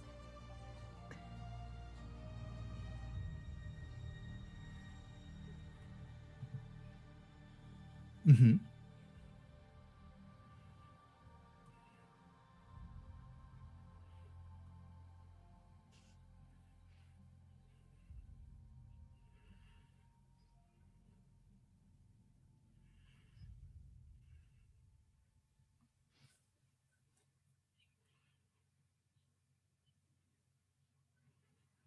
Okay.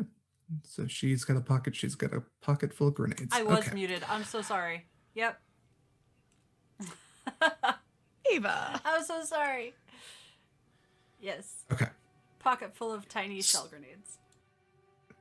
Okay. So yeah, go ahead and roll your firebolt. Acacia, we can say that you can light your grenade off of said firebolt if you want, as Wynni summons it, or if you have another way of lighting it.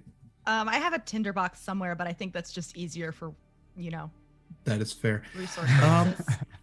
Acacia, go ahead and roll 5d6. Oh, I can do that. I have plenty of d6 because I am a rogue. 6, 12, 13, 14, 15, 16. Okay. 2 6s, 2 1s, and a 2. Winnie, you're attacking the window in the armory. Acacia, you're basically just throwing a grenade into the barracks. Is that what we were doing here? The other side of the Yep. barracks. Sure. Okay. Okay. Winnie, what was your firebolt damage? 16. Okay. Winnie, you cast your firebolt with your tiny little shell grenades, and the structure, like, it vibrates a little bit. The heat melts away the ice immediately, and there is a pretty large size hole in the ice wall exterior, and you find yourself kind of just staring out into the vast openness that lies beyond. Just as that happens, Acacia, you light your fragmentation grenade, roll it across the way into the barracks. If there was a small vibration from the firebolt, the explosion from the fragmentation grenade shocks the structure. You're essentially at the base of a spire, and you made a boom. You can see behind you that flames are starting to spread in the barrack area, and from above, you can hear shouting and the hurried, heavy footsteps of guards as they are rushing down towards your level. With that, we are going to go ahead and take our break, as you have essentially signaled the other members of your party as well as your air elemental, and we're going to resolve all of this. Right when we come back, we'll see you all in about 10 minutes. Stick around. We'll see y'all soon.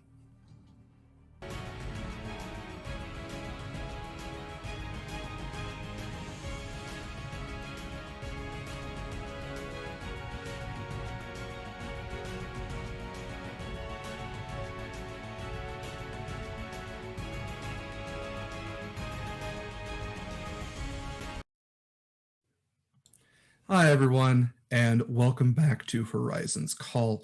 We left off at a bit of a cliffhanger, but I guess before we get to that, I owe you a shanty, and I guess I owe you another one. We'll do that one at the end, because I will remember. Somebody remind me. Anyway, we're on episode 6 of 12. We're halfway through. I might as well just get to this shanty. Let's do the Wellerman, everybody. There once was a ship that put to sea. The name of the ship was a Billy of Tea. The winds blew up her bow, dip down, oh blow me, bully boys blow. Soon may the Wellerman come to bring us sugar and tea and rum. One day when the tonguing is done, we'll take our leave and go. She had not been 2 weeks from shore when down on her a 8-wheel bore. Captain called all hands and swore he'd take that whale in tow. Soon may the Wellerman come to bring us sugar and tea and rum. One day when the tonguing is done, we'll take our leave and go. For the boat had hit the water, whale's tail came up and caught her. Hands to the side, harpoons didn't fodder when she dived down low. Soon may the Wellerman come to bring us sugar and tea and rum. We'll see if I can get faster through this.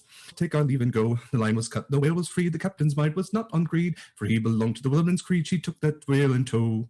Soon may the Wellerman come to bring us sugar and tea and rum. One day when the tongue is done, we'll take our leave and go. 40 days or even more, the line was slacked and tight once more. All boats were lost, there were only 4, but still that whale did blow.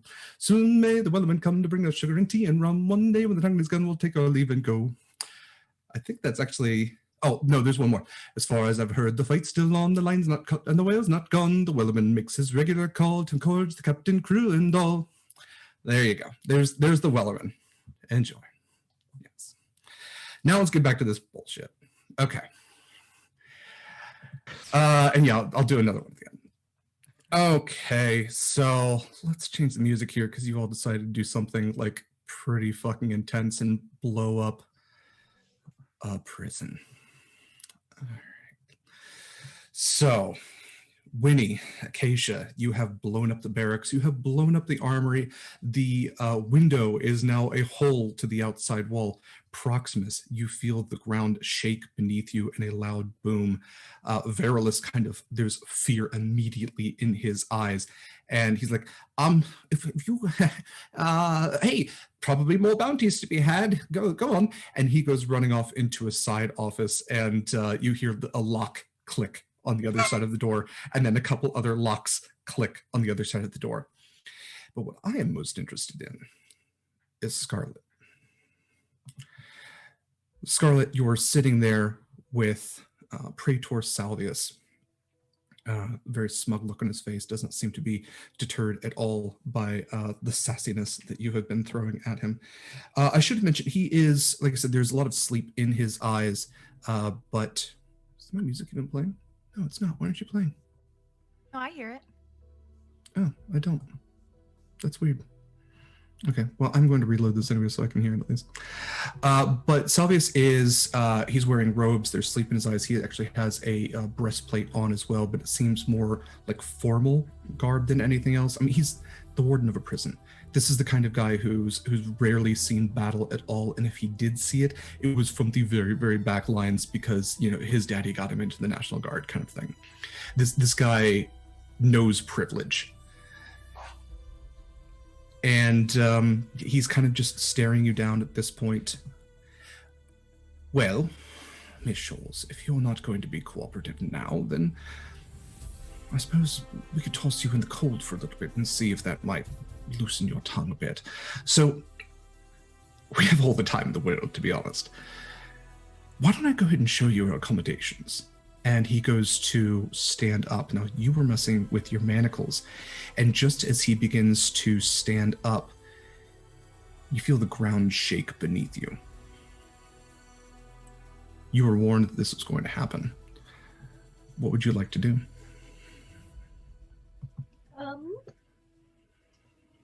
I am going to jump out of the seat with hands free.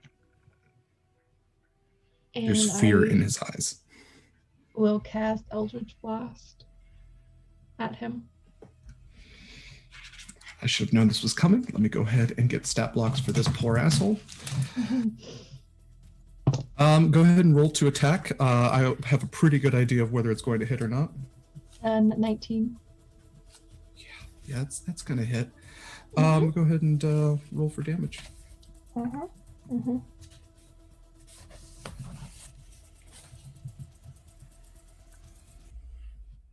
And both beams are going at him. If I could actually roll the right dice, that would be great. 14 damage. I'm assuming you're aiming to kill. Aiming for something. But yeah, if he happens to die in the process, that's just tough luck for him. There's a part of you that wonders, is this going to end this guy? When the blasts hit, square in the chest, piercing through the breastplate, singeing the edges of the Nerean robe that he wears, the thought does go through your head, is this going to be lethal? That thought quickly leaves your mind as he stumbles back through the glass behind him and falls through the large plate window, hundreds and hundreds of feet up. You know, he had that coming. Wynni and Acacia, as you're looking out of this hole, something just kind of flies by for a second. That wasn't us, right? I don't think that was us. I think that was us, but I don't really care. Okay. So Wynni and Acacia. Like Scarlett or Proximus, so it's fine. But before we switch to, is there anything useful? And there's nothing useful. Anything I can find useful in the office. You want to look around? Sure, real quick. Is there keys?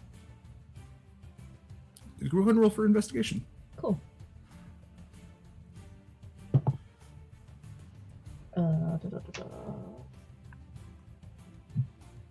I'm gonna use an advantage.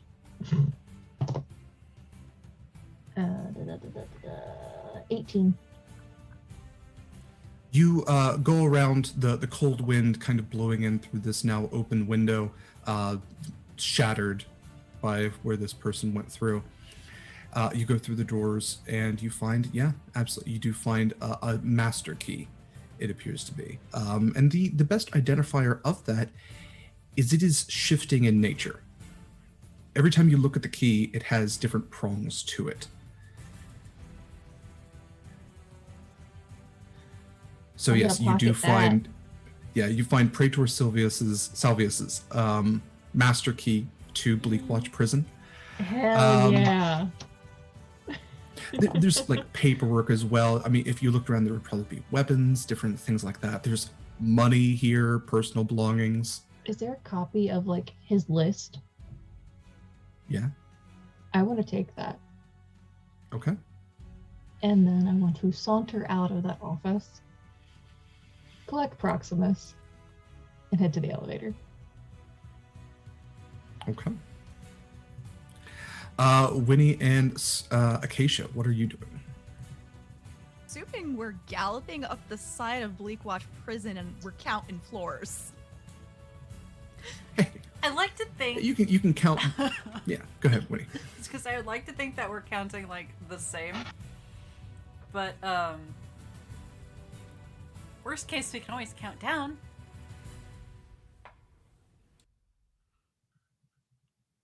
Regardless, counting floors as much as we can. Okay. All right. Yeah, as best as you can reason, as you're counting. It's not like you're counting. You got enough fingers and toes between the two of you. Maybe, I don't know, hooves. You reason that you have gotten to floor 42. You're gonna count like the prongs of your antlers. Start counting teeth. Yeah. Okay. Acacia, can you blast through some of this ice again? I'm Winnie, but yeah, sure. Sorry, yes. She's Winnie. just gonna. She was asking herself. She was trying to psych herself up. I cannot blast this unless I want to do another explosion. I'm just gonna wing another little blasty shell at a window. Preferably like not a cell window, because I feel like that's rude. Those are all the windows that are on the outside. It is cells all the way up. Oh. You would be blasting through a cell window. So that's what I was going to ask, is if you are taking a look into the cell Let's take a look before you first. blast a hole. Maybe you can choose an empty cell, and then we can blow up the door. Do we have any empty cells? So the one closest to where you are, spider galloping up the sheer side of an icy spire. I want to get inside regardless. The high school science in me tells me, nah. The DM in me says, eh. So as you were galloping up, the window closest to you, these are smaller windows. And what you were able to judge by the first one is that there is someone inside.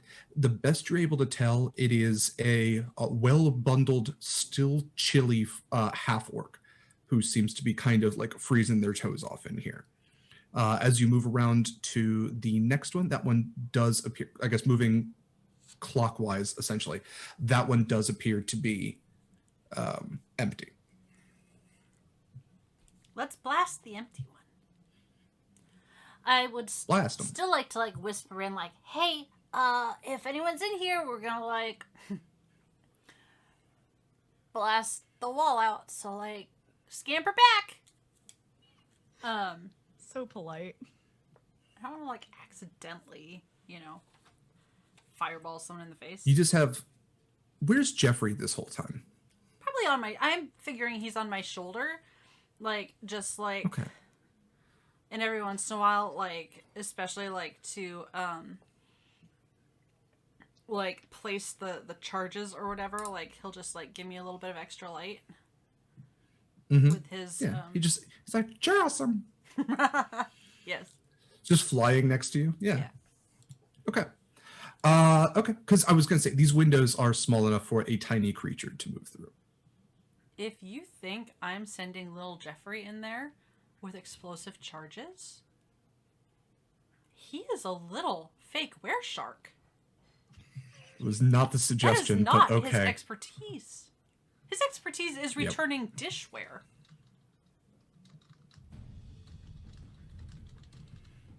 So no, I'm just gonna wing it. All right, so you're winging an explosive charge into this room. Yeah, I mean, like, I expect that we would, like... I didn't know if you were firebolting again. That's why I was Yeah, asking. oh yeah, definitely we're firebolting. I think Okay. definitely firebolting to get in, but also I'm gonna probably throw a shrapnel grenade to open the door. This is what happens when you give rogues explosives. Thieves' tools just go out the window. Okay, but from the inside? There's a lock on this. Oh, there's a lock on the inside? Yeah, it's old-fashioned doors. Yeah. In that case, then no, I won't explosion Okay. the inside of the door.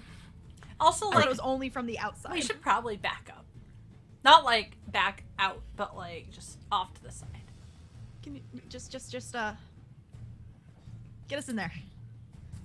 Do you want me to roll for damage? I don't think you want to be on the outside of this Go ahead building and firebolt. like I do. Is 10. 10 damage. 10 damage is still enough to melt your way through this window.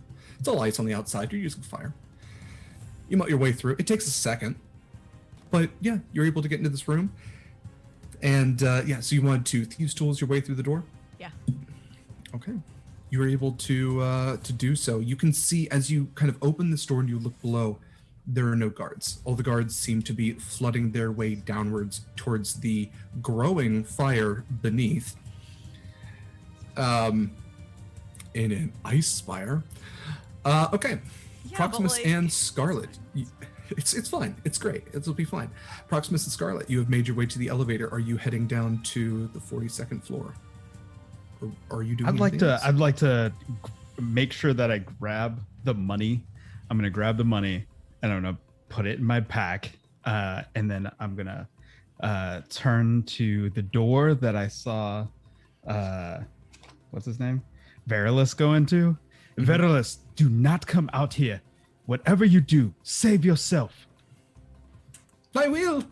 Scarlett's gonna block the door. Gonna block it from the outside. Yeah. We grab like a desk and pull it over. And just push over a bookshelf. What's on that top of it. scraping noise? Don't Don't worry, about we are.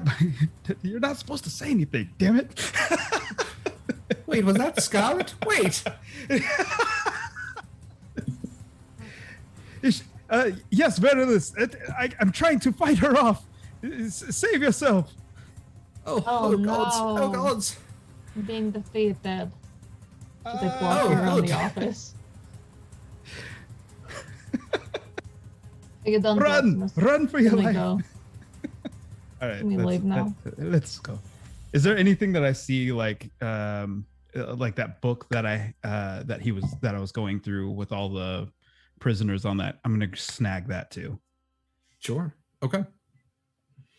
All right. And then you make your way down. Are you stopping anywhere? I guess Scarlett now has a key to literally every prison cell. So, okay. Did I know anyone else important in this prison? Not that you're aware of. They're very. I mean, okay. Important to Scarlett is kind of like a loose term. So, in the sense of individuals who like would be part of Eula's navy, yeah, maybe some. I mean, this is where a lot of pirates go who are captured by the Empire in northern waters. I mean, if I have easy access to cells on like the way to floor 42, then I'll open them. But Yeah, I mean, you got 8 floors down. If you didn't want to take the elevator, you could take the stairs and just open doors along your way. It would take you a little bit more time than just, taking the elevator straight down, but just wanted to offer it out there. yeah, I'm gonna do that. Let as many people out as possible. Easier for us to get out. Yeah. Okay. I was gonna say, So you start releasing go ahead, Eva. No? Okay. You open door after door. You can see that within, some of the folks are pretty frozen through, but when the door opens, there's this mixture of both hope and anger in their eyes. Most of them are attempted to bundle up in whatever meager blankets they were given, but their cells are made of ice. There's lizard folk who seem near hibernation. The most active ones are the Goliaths, and there are a few of them, which you would even recognize as having similar markings to Thrimnir and his tribal people. There are humans, there are shifters, there's a minotaur, half-orcs, normal orcs, number of individuals. I mean, between 8 floors with 15 cells on each. Not all of them are occupied, but you get a good 55 individuals. And they are all unarmed, but angry, as they go rushing down the stairs past you, shouting loudly. You even see that as some of them are moving, they're trying to open the other cell doors along the way. But you get to floor 42. Acacia and Wynni, you actually see a flood of prisoners rushing past of all different types of races. Do we hear? Uh, Question: do I hear the pounding of like feet before they come down?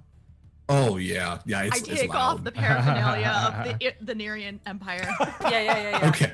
Good choice. Oh yeah. Hope for the best. Can I undo this potion? I don't think I need it anymore. That's the best artificer reaction ever. I'll worry about it later as long as I'm not wearing this bullshit. And I'll toss that in the corner quick. I'd give you my. Oh! Do you want to try my elixir of No. Okay. Cell 4. What were you gonna offer? The chaotic one. Because I haven't tried that today. Did you want to? No, that I was offering it to her. Okay. I guess that's true. Well, you said it's every time you go on land. I didn't ask about today, but Yeah. Well, I already have antlers and like eye hands and water spit. Like, what else do I need? you got a few things. Yeah. What else? Invisibility, flight, fuck. Okay. You did this, Derek. No. Remember? Yeah, I know. I'm aware. I am aware that this is my cross to bear that I built myself.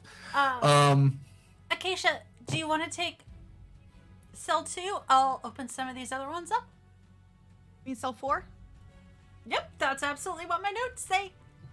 Yep. I will start opening cell 4 if you want to start letting some of the other prisoners out, because apparently that's something we're doing. She's gonna start with the orc, half orc. Okay. So thieves' tools for both, and as you're doing this, Scarlett and Proximus, you would make it to floor 42. And I know how to use myself.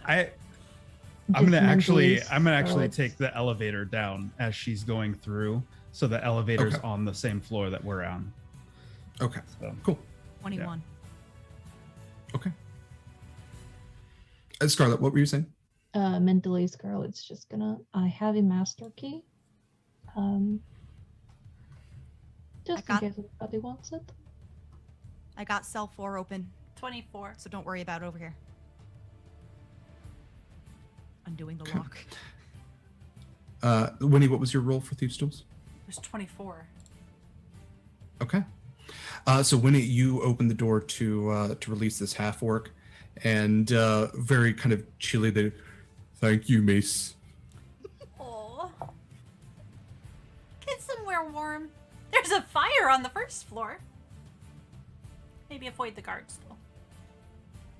though. It's okay. I'm a pyromaniac. Do I hear that? Sure. I'm gonna You're give a him my pyro? tinderbox. I give him the other 4 fragmentation grenades. Just don't do it near our group, please. Thank you, miss. I enjoy arson.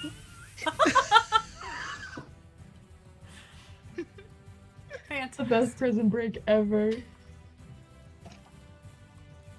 Okay, and with like the biggest like tusked smile you've ever seen on a half orc, just goes running towards the bottom floor, just like with juggling grenades. A single tear is gonna run down Winnie's face before it freezes, and she's just gonna be like, God's speed, little half orc.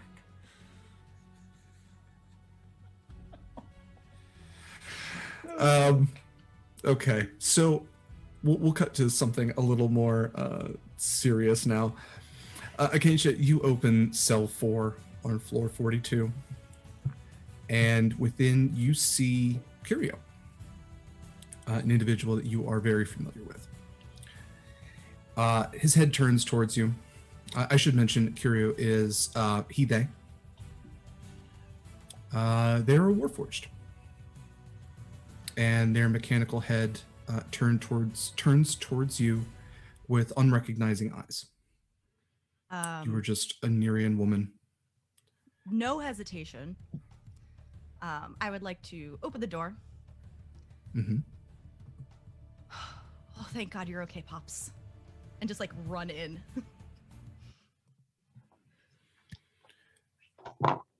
I speak in Elvish. Okay. And I will say, I know. You don't recognize Parista, but we're here to get you out. We're gonna just get on my back.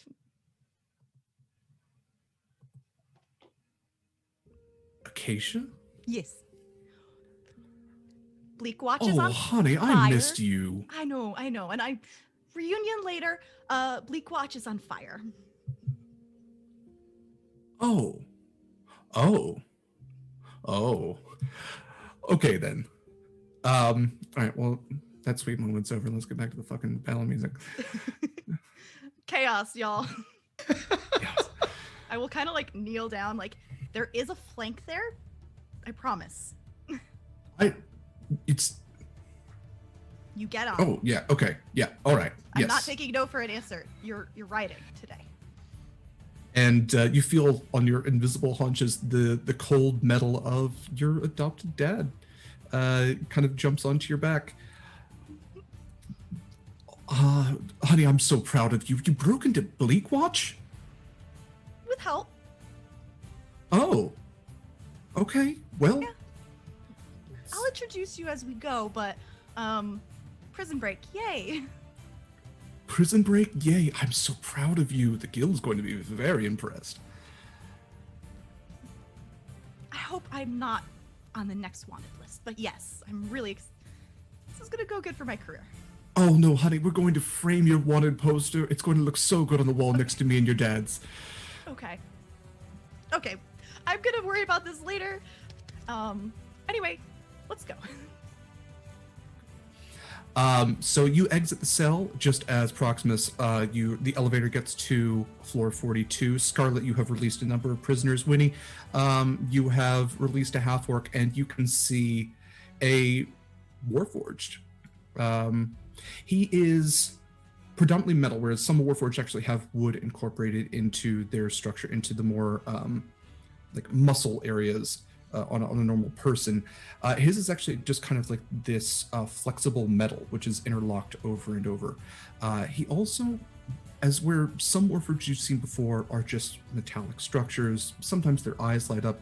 He actually, right over where the heart would be, has a glowing white orb set into his metallic structure. And these very sleek lines to him, he is actually missing part of his forearm on his left hand as well. It almost seems like it's been disconnected where the elbow would be. But otherwise, you see him where he would be riding a centaur. You seem to just see him floating behind a woman. And with a three-fingered hand, he just kind of waves. He goes, "Hi, Acacia's friends. I'm her dad." Friends is a strong word, but okay. Oh, okay. Hello. Partners, maybe? What was that, Hello. Kaila? Business partners, maybe? Yes. I can work with that. Yeah, hi. That. I guess you don't need a lot of, convincing to come with us. So, good. Hi. Hello. I was in prison. No, literally, no, very little convincing whatsoever. Wonderful. Should we leave now? Yeah. Please. All right, we're going out the front. Be out the front and then around, away There from is the there is fire? only one way out. The dogs are waving, so We should get the dogs. get our deposit back. Down the elevator then? Unless someone has any way faster. But I did not like climbing up the side of the building to start with. Let's go down. Yeah. I wish wish there was a way of just, like, opening up all the doors. That would give us a lot of cover. Didn't you say you had a master key, Scarlett? Yes. Do we want to Is- keep? Only Is- 42 more floors. Is there just like a switch that's just open all? Yeah, is there? Can I take a You quick look? you could just give the key to another prisoner. I kind of wanted to keep it for a souvenir. That's fair. Well, the other thing is if there's enough of a calamity where the guards think that the prisoners will actually be in danger, I believe they do have a security somewhere. I'm not sure exactly where, but something that would open all the doors simultaneously. Like if there was a natural disaster, an earthquake, a fire. Wait, did you? We already have a fire. How big of a fire? Well, we did let that half worked out, and he said he likes arson, and I gave the rest of my bombs to him. 3 more booms. Boom, boom, boom. 4. Yes, there were it is 4 when you total. it is when you say that you hear a cacophony of booms. Just in time. And Oh, as those booms hit, the smoke begins to rise upwards. And you watch as all of the cell doors just click and open. And slowly, prisoner after prisoner begins to peek their head out and rush downwards. I think that's our sign to leave. You did it. So okay. Yay. Elevator. Yes. You 3 have a ship, right? Yes. Perfect.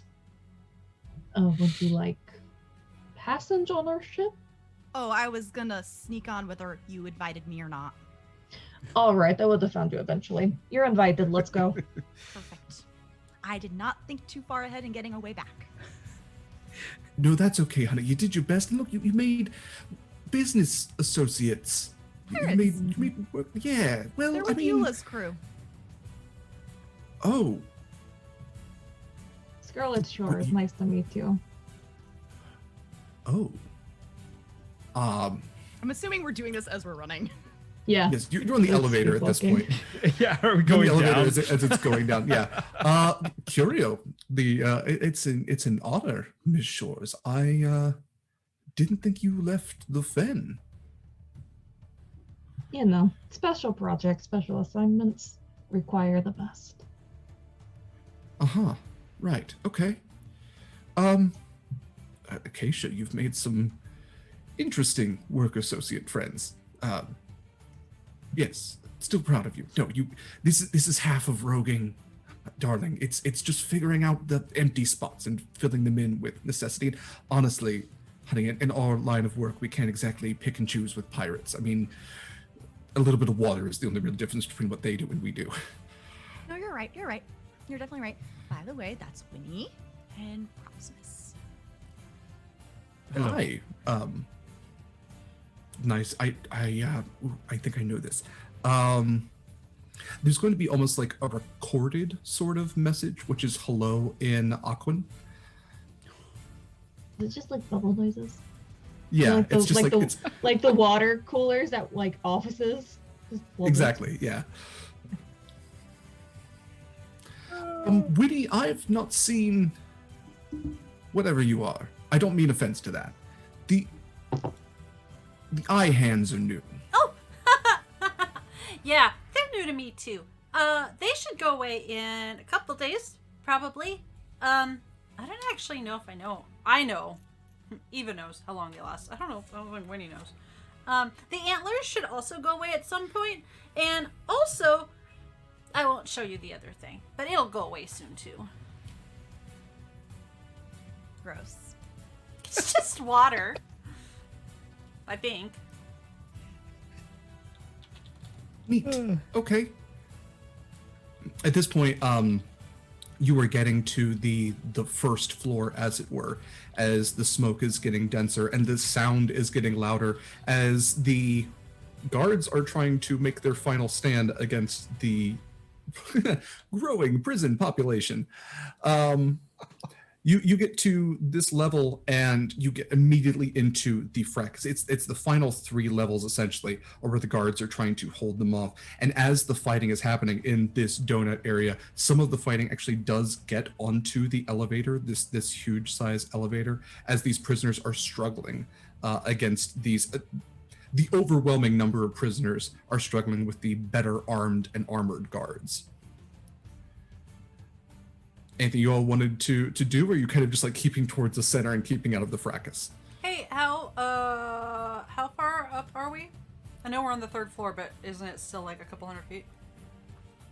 So once you break past that 1st floor, it is 150 feet towards the bottom, towards like the hangar, the docking bay of the Warforged Titans.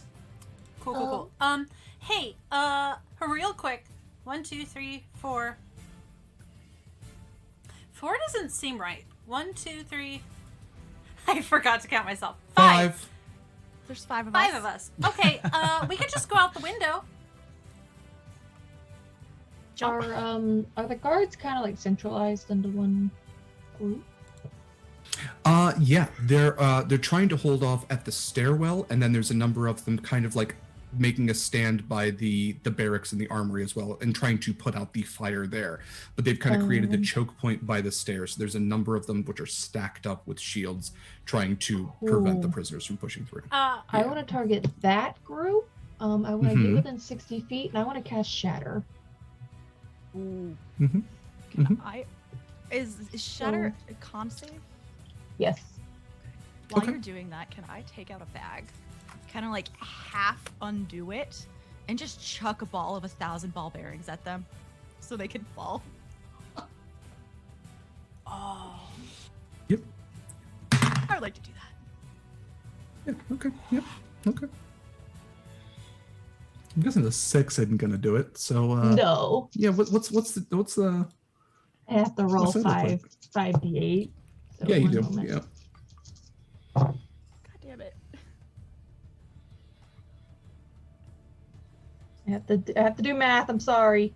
No, that's fine. Do that math. Well, she's mathing. 24 damage. Would it be reasonable to think that maybe they would have dropped something, like maybe someone would have dropped a shield or something in that, Sure.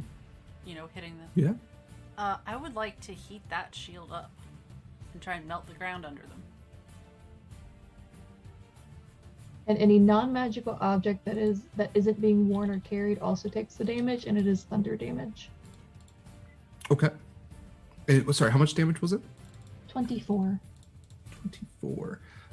Because of the ball bearings, we're going to multiply that by 2. Right. And because that is expanding outwards. Imagining the shatter hitting the ball bearings and ricocheting the ball bearings. Yeah, so the shield wall of knights is gone. Yep. And Wynni, go ahead and heat that metal. That's not a save or anything. You've just heated the metal. Okay. The shield begins to glow red and orange and even white hot, and it begins to melt very quickly through the floor of the ice. And as it continues to push through the ice, it begins to expand that heat outwards until you've created a pit, essentially, between the rest of the guards where they are taking their secondary stand and the rest of the prisoners. And a number of the prisoners begin to then jump onto the lift along with you to make their escape. And as you all break past that first floor and continue your way downwards, you can see that the prisoners are readying for their second assault as the Warforged Titans have begun to mobilize. The 4 of them that you saw before have essentially stacked up long ways across the entrance to the hangar. Mm-hmm. So they're all together? They are together. Mm-hmm. How many are within a 10-foot radius? You would probably get 2 within a 10-foot radius. They are huge creatures. I'm gonna cast Shatter again. Yeah, you're okay. Yeah.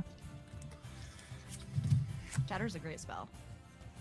All right, let me get to these poor Also, where's assholes. There we go. what's that air elemental doing?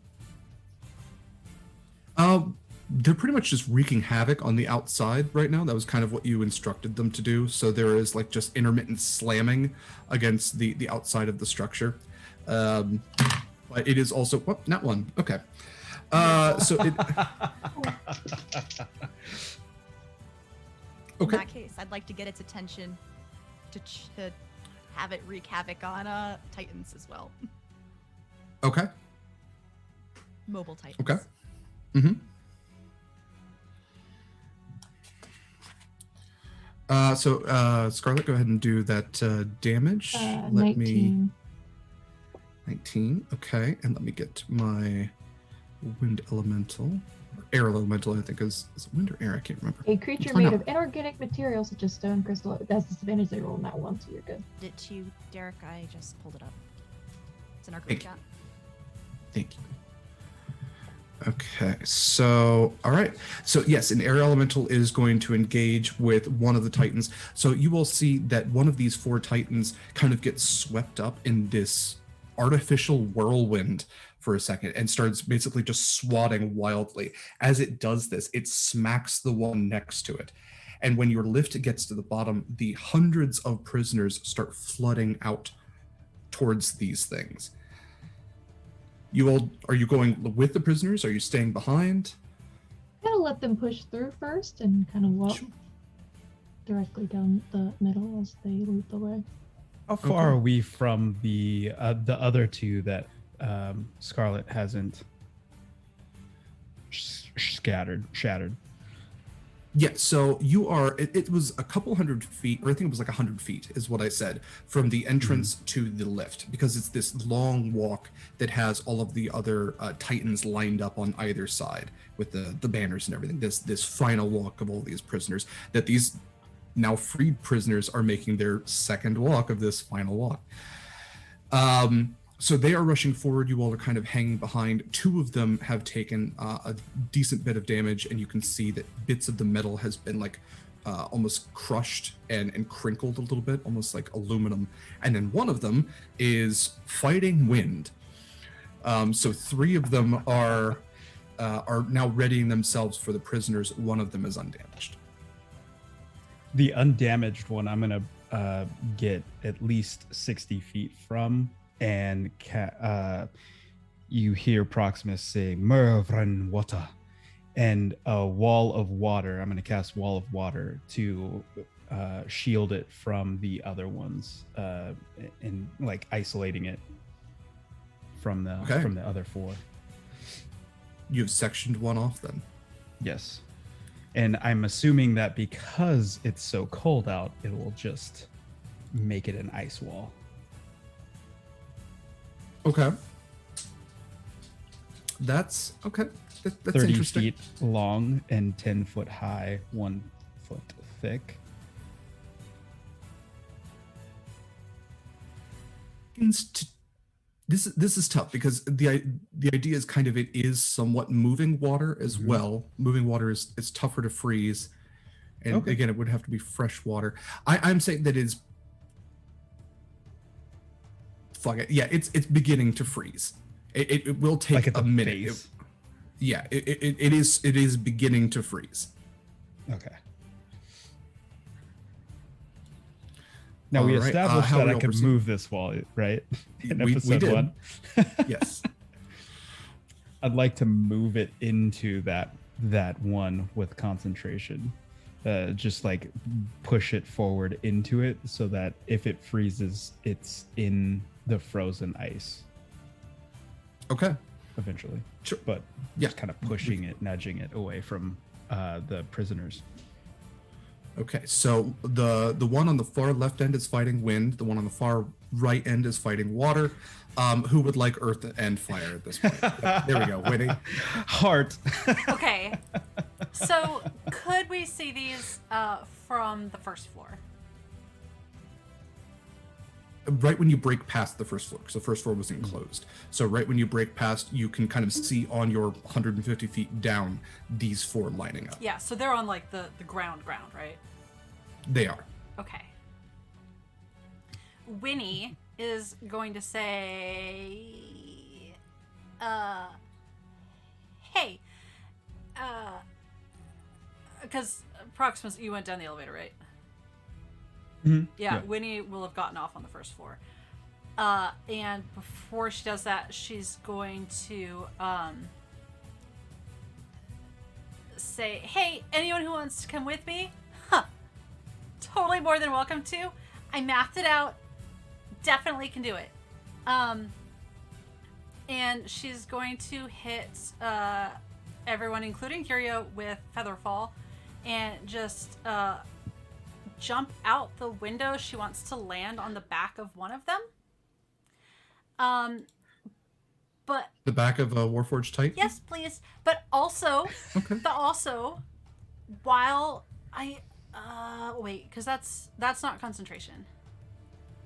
Better not be concentration. No, it's not. So on her way down, she would like to, if she can, I don't know if I can do this or not, but she would like to reduce the size of the other one. The one that's not fighting wind and the one that's not in the water wall.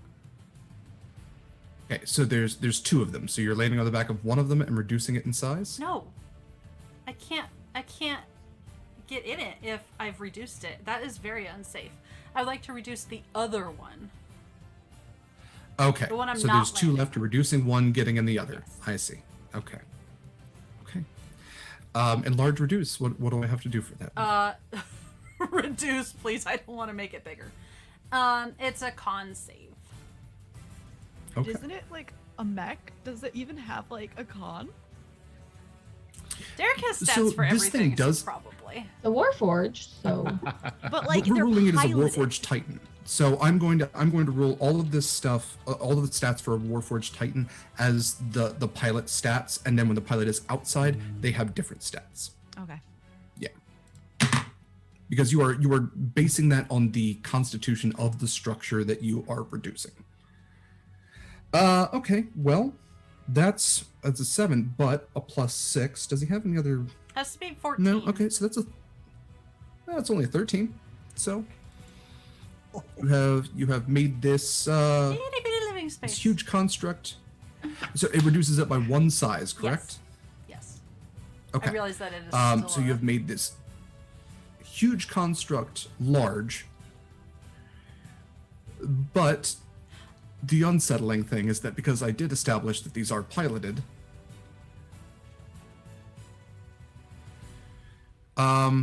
you hear like the crushing of an aluminum can, plus some additional crunching.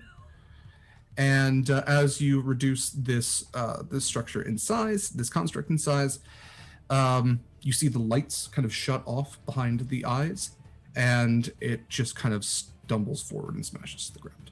I thought sorry. Scarlett was the cruel one. I'm so sorry. Oops. So good. That was ruthless. I didn't I'm mean to. impressed. Super impressed. Your friends are kind of Chaotic. intense. Yeah. Chaotic. Okay, so when you are in the back of another one, in this case, we will count that as the wildest surprise round ever. Let's go ahead and roll for initiative. You absolute monsters. You wanted to play in a game with me, Derek. I did. I knew what I was asking for, too. Michael, you I have love every advantage second of this, on by the way. initiative, just as a reminder. Oh, that's right. That's a 19. for Okay. Scarlett. 2. 9. Write this down. +1. Okay, so 15. Proximus, Wynni, and what was that? That's the prisoners. The last, and then Get a roll for the elemental. we will have the air elemental go on your turn because they're Okay. they're controlled by you. Okay. Yeah. And then let me roll for Curio as well, just in case he wants to do anything. Okay. So that makes sense because he will go last. Okay. With that, Acacia, it is your turn. So I see 3 functioning ones. Mm-hmm. I think what I want to do is, if you will allow it, I would like to grab up. So the Warforged Titans, where is their like viewing apparatus where they look out of? Like what Yeah, so kind they of- have like a head to them. So it basically looks like a hill giant is kind of what we're going for here. So there's a very like broad shoulder structure to them. They have a movable head with like a visor sensor, but well, not a visor because it's 2 different eyes with like a grill, like cow catcher kind of mouth to it. And then there's, the torso area, 2 separate legs, and then one arm that has like a larger like pendulum axe blade and another one that has a hammer fist. And how far is it from where the first floor that we stepped off of? Or at least I might have just in general from the base.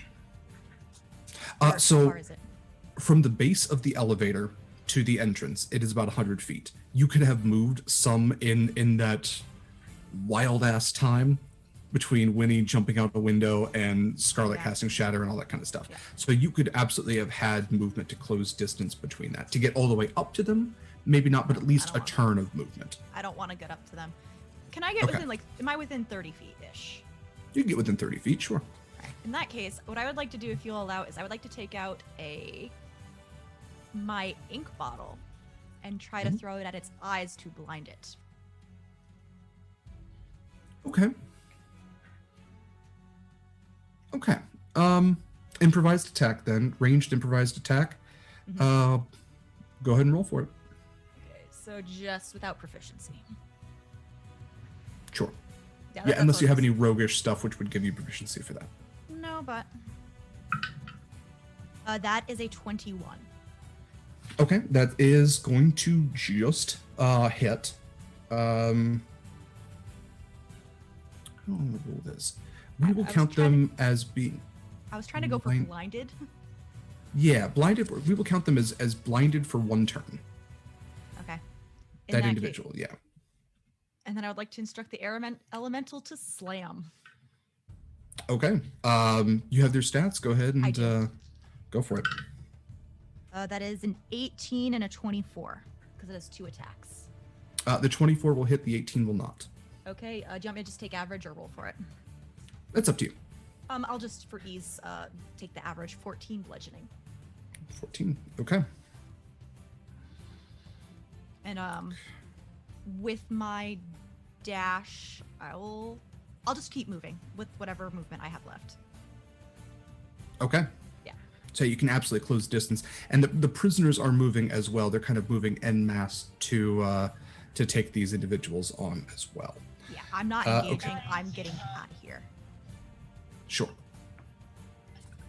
So yeah, if they can get distracted enough, you'll slip past. Is kind of what we're going for. Okay, and yeah, Curio is absolutely on board for that.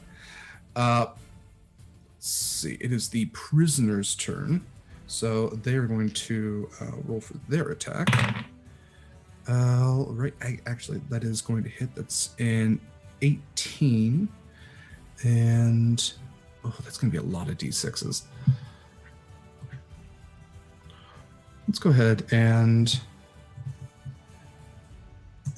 I'm just going to use Google for this because I'm essentially rolling 100 d6. Oh, it's not even going to do that. Let's do 10. Okay, so yeah. Yep, I did that to myself. You watch as a wave of prisoners essentially overwhelms the Warforged that was kind of slowly being encased by the ice wall. As the Warforged actually begins to swing towards them, it realizes that one of its arms, the Axeblade arm, actually has become trapped in the ever-freezing wall of ice and water. And as it moves, the intense freezing cold around it actually makes it snap off at the elbow. and it swings blindly with nothing at all. The prisoners overwhelmed the Warforged, and this is a huge sized creature, but almost like World War Z kind of overwhelmed, like a wave of these individuals. They're striking at the limbs, they're striking at the legs. They quickly take this thing down, and they're battering whatever they can get their hands on. It seems like a few of them were able to raid a little bit of the armory, grab some blunt weapons. A few of them were able to grab shields or whatever else. Some of them are just using their fists, but they have taken one of the Warforged down. With that, it is Scarlett's turn. So there are 2 Titans left. Wynni is on the top of one of them. The other one is fighting an air elemental. Cool.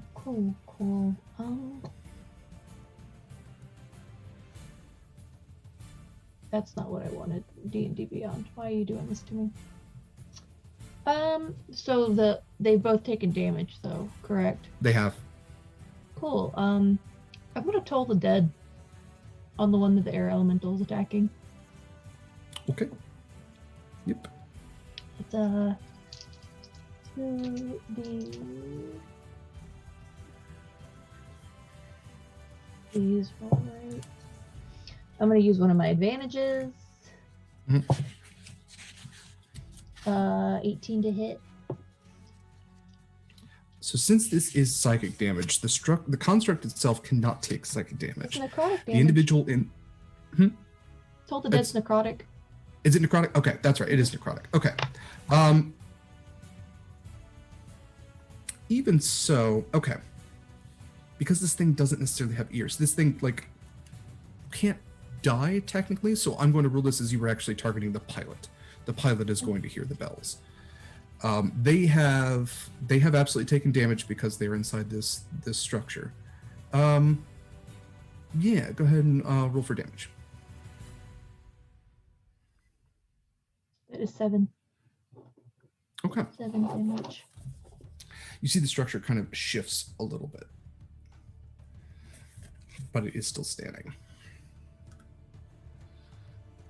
Keep advancing through the gates. Towards the Perfect. gates. Proximus.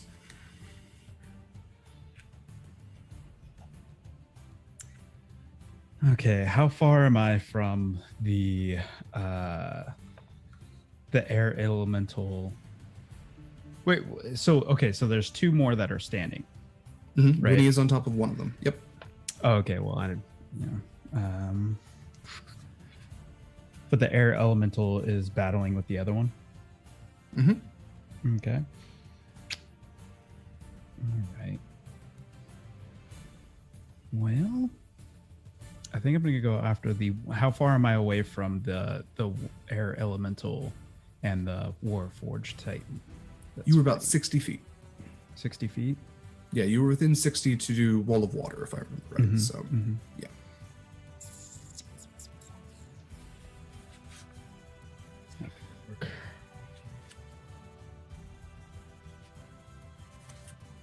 How far am I from the one that Wynni's on? It would be about the same. I mean, well, they're Same, either way. yeah, they're all just like in that straight line going across. So diagonally or in a straight line, you're roughly 60 feet from either. All right, I'm going to use my full movement, and then I'm going to also dash the rest of the way to make that 60 feet. Okay. And then as I do so, you start to see smoke billowing from Proximus is his eyes as they roll back, and they're black, from white to black, and then you see his fins actually lose color, and you hear Dundercroft, and he's going to cast a Thunder Wave at 2nd level against the Warforged Titan, trying to blast it away from his position. Okay. All right. What's the save on that? It's a charisma Oh wait. Is it charisma? No, it's con. It's con. I was gonna say. It's con save. Yeah. 15. Okay. Okay. Rolled an 18 on that. 18 plus 6. So it is not going to be moved, but it will take the damage. All right.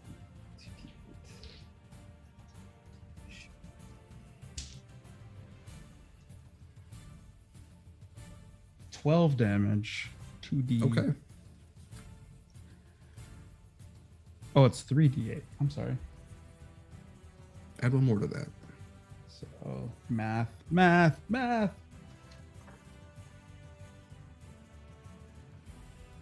plus 7 is 19. Okay, we can do this. 19 damage. Okay. Thunder damage. Okay. Anything else for your turn? And then as a bonus action, I'm going to cast Jargo's Mark, and it's going to be Hunter's Mark on him. On that one? Perfect. Yep. Okay. With that, Wynni, it is your turn. You committed murder. Watch the prisoners overrun. Just little murder. Baby murder. Nope, that's worse. Watch the prisoners overrun one on the end. The other one has taken a decent chunk of damage as they are fighting air elemental and has been targeted by several of your crewmates. You find yourself on the back of one which has not been targeted. What would you like to do? Thank my friends for not knocking me off, because I feel like it would be a long way to the ground. And I don't know if I still have Featherfall active. I would like to try and bust my way in. And, you are aware that there is a latch to open it. yeah, so I would like to unlatch it and open it. Please. Okay. I think. Thieves' tools. I mean, I have thieves' tools. You want me to...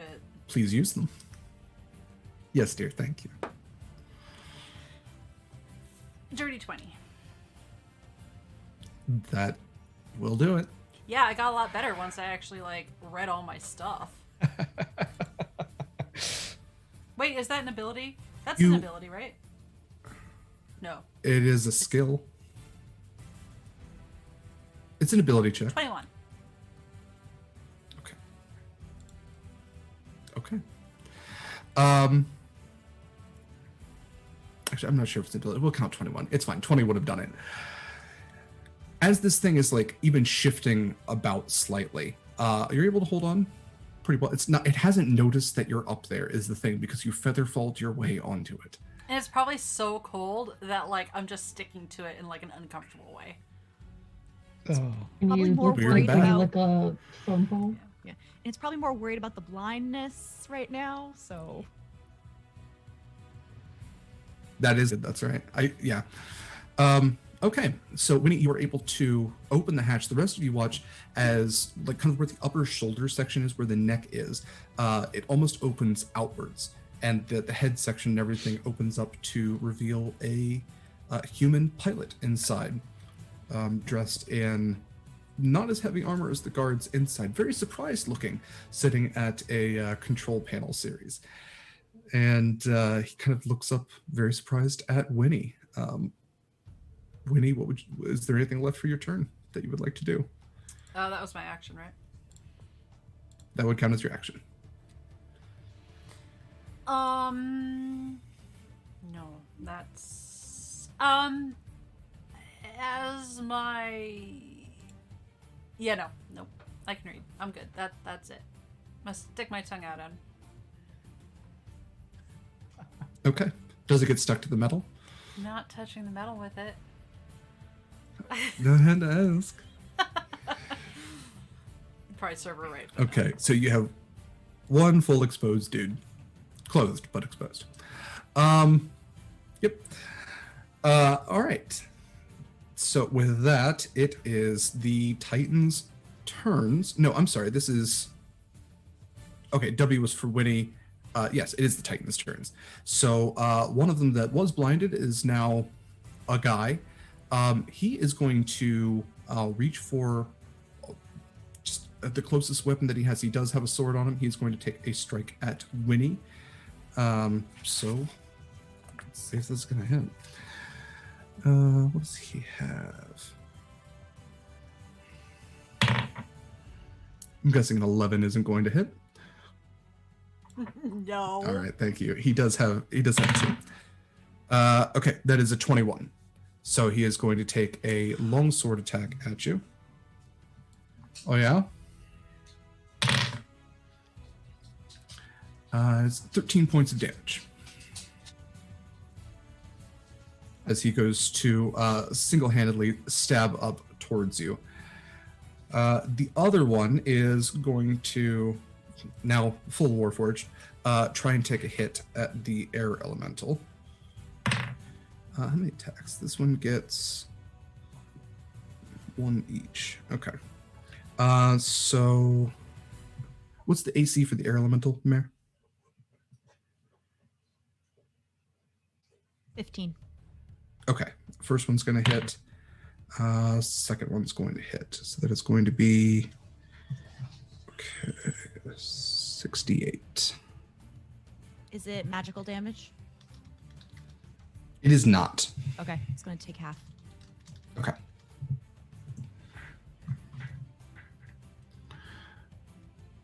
So 23 plus 12, 35. So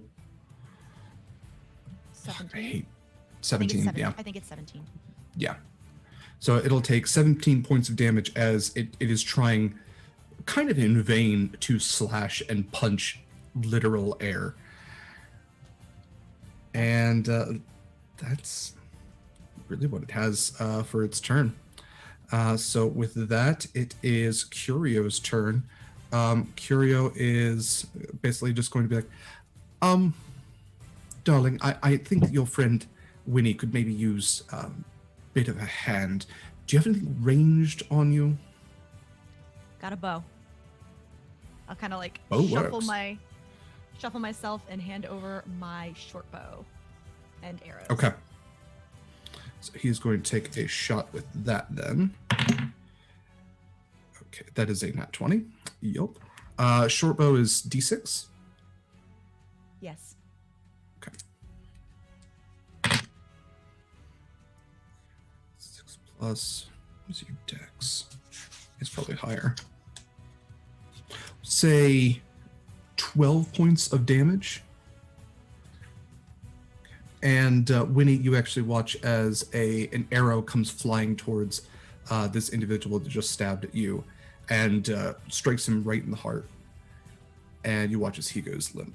And Curio just waves and goes, "Didn't want him to nick the antlers, darling. Doing your best." With that, Dad. we're back to top of the order with Acacia. I'm going to turn and kind of just doing. Am I able to get past them this turn? The Warforged.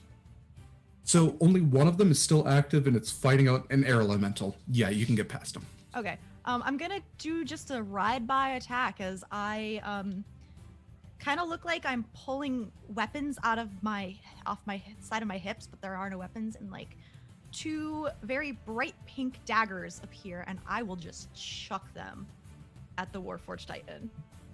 I love that very much. Yes, please. Very cool. Hold on. Why is this not working? So I will attack.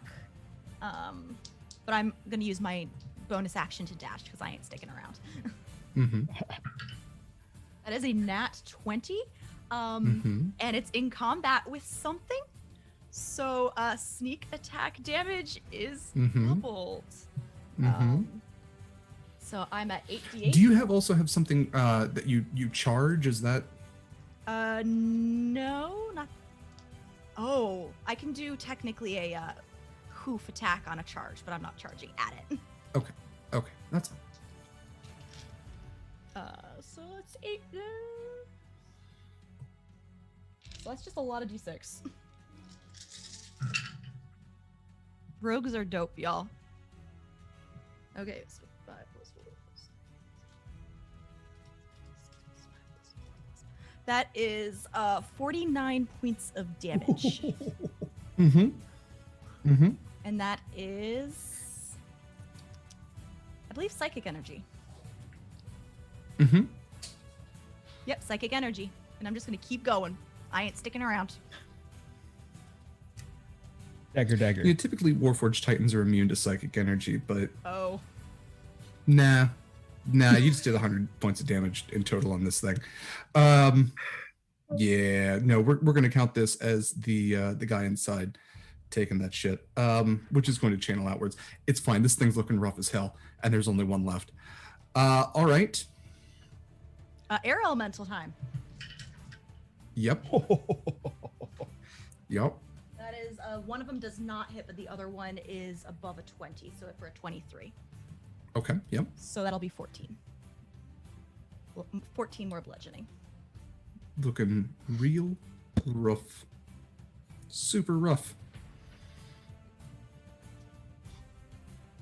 I thought throwing 4 Warforged Titans, 4 CR8 monsters at my party. Am I the monster? Nah. CR is bullshit. We are. Yes, CRs. Okay. That is the prisoner's turn. They are fleeing. They are fleeing wide. You were at least aware that there were 2 more Titans at least somewhere out there. You have not seen them, but you kind of imagine that they're going to be focusing on the now like spreading wave of prisoners, which are running across the tundra. All right. Scarlett, it is your turn. You can flee or you can be petty on your way out. That's up to you. I was gonna just casually walk through the gates and also just cast Eldritch Blast on the last forge. Yeah, go ahead. With both beams going towards it. 15. Oh, I have to roll a hit. I'm done. Long day. That's a 14 to hit. No. Cool. It's 20 AC. Can I use my advantage? You can. I'm gonna use a crit. I'm just gonna use one of my crits because I have them. We're gonna This thing has 11. This thing has 11 hit points left. So Yeah, no, this is how petty I am. okay. So if it's a crit, I get double damage, right? You do. Yeah. Cool.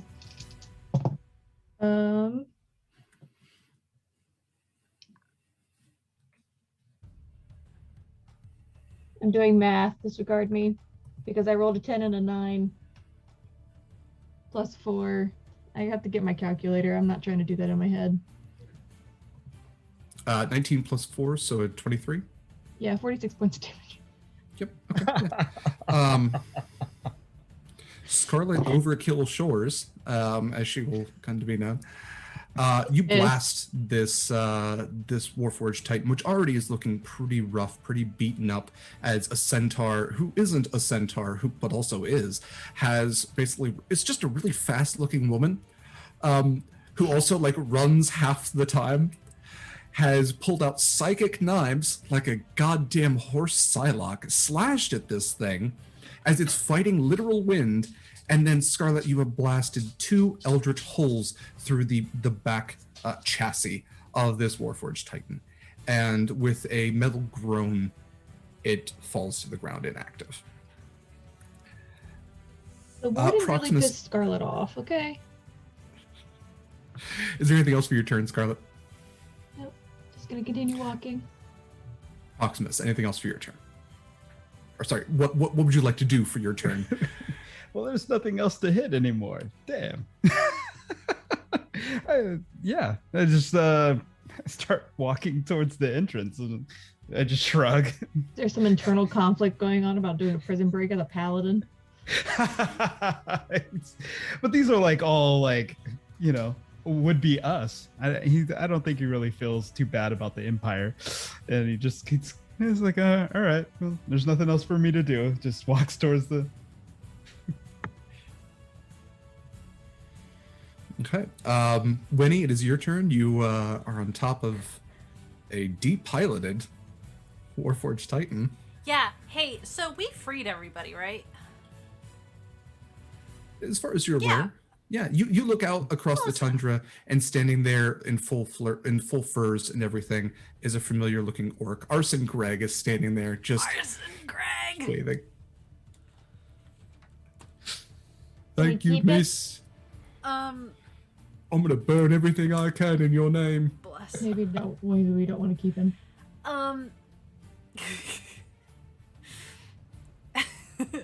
How, like...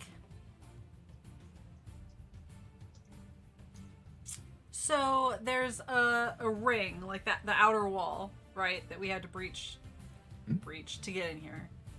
Who is left inside? Also, do I get a stat block for the... I would like to get in the mech, first of all. Like, if that wasn't painfully clear. Already established. Yeah. Warforged Titan. Oh, let me just minus check 15 my... hit points. Okay. Hey, Eva, you have D&D Beyond. You massive smartass. I know because I'm using your account.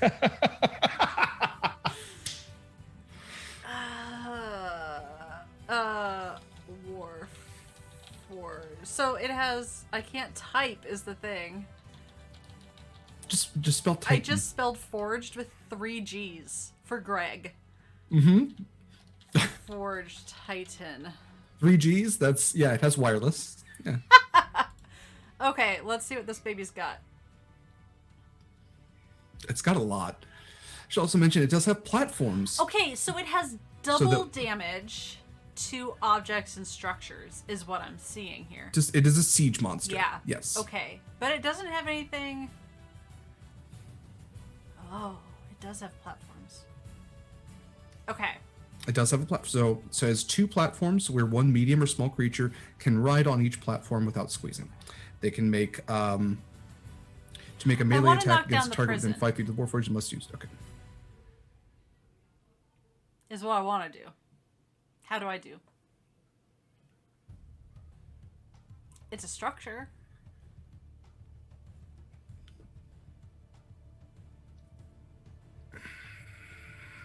Yeah, okay.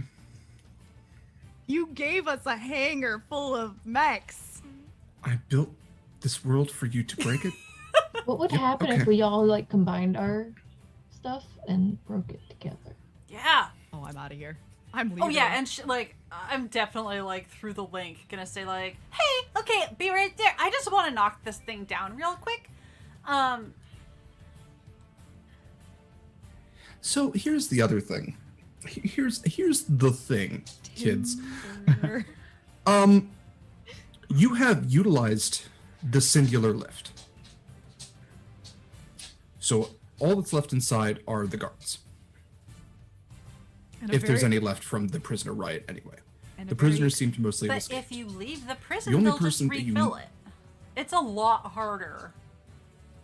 The only person you know to be left inside is Verilus. But Wynni wouldn't be aware of that. Okay. Here's what I will say. Wynni, with the Warforged Titan, you would go mostly unopposed because the other Titans would otherwise be engaged with the prisoners. It would take you the equivalent of about 10 minutes. Is there like a speaker system or something? Because she's gonna say like, hey, prisoners, like, you're okay. I don't wanna... I'm not... It's muffled like robotic though, so it's Wynni's voice like, hey, prisoners. Yeah, no, it's great. I wish I had voice mod set up. Oh well, it's fine. Yeah, same. Okay. Here's the thing. So, Wynni, go ahead and just roll me an intelligence saving throw. Because first of all, No, first that of all, was you fine. need to know how I'm to pilot not, this thing. I'm intelligent. I like that. So I'm going to need 2 intelligence saving throws. I'm just gonna use a crit. Fuck it. Okay. For one, what are you doing for the other? I'm gonna use an advantage. Okay. I don't want to talk about it.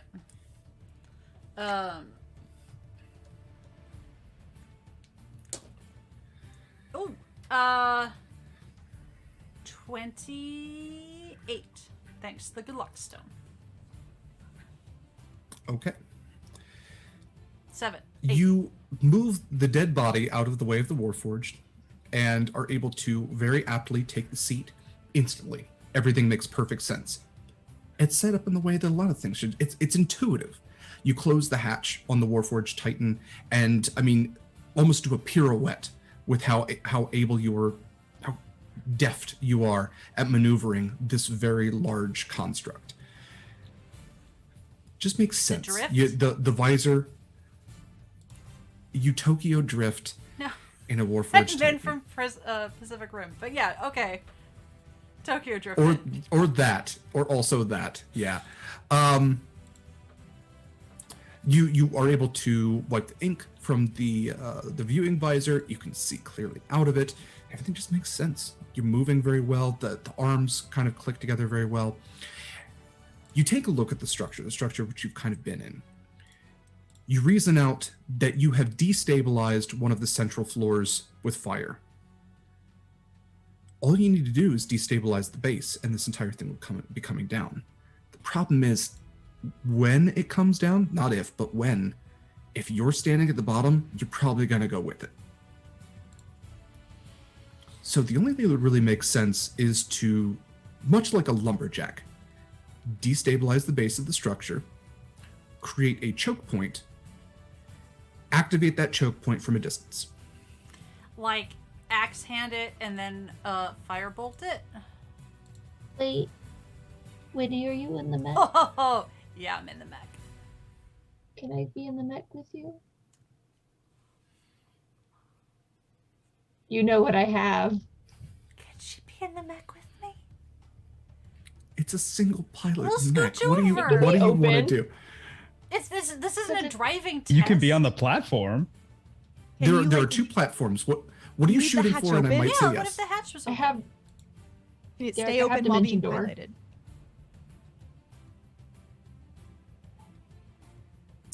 I was going to say is you could punch holes in the outside, place bombs in there, and activate don't those have any bombs more from a bombs. distance. But sure, Oh, we gave all the bombs to you gave your Arson bombs. Greg. You gave your bombs away. Yep. Yep. So if we have to do the get close method, and Scarlett is with Wynni, they're gonna dimension door out Yeah. and be okay. Do Wynni it just up. won't keep the mech.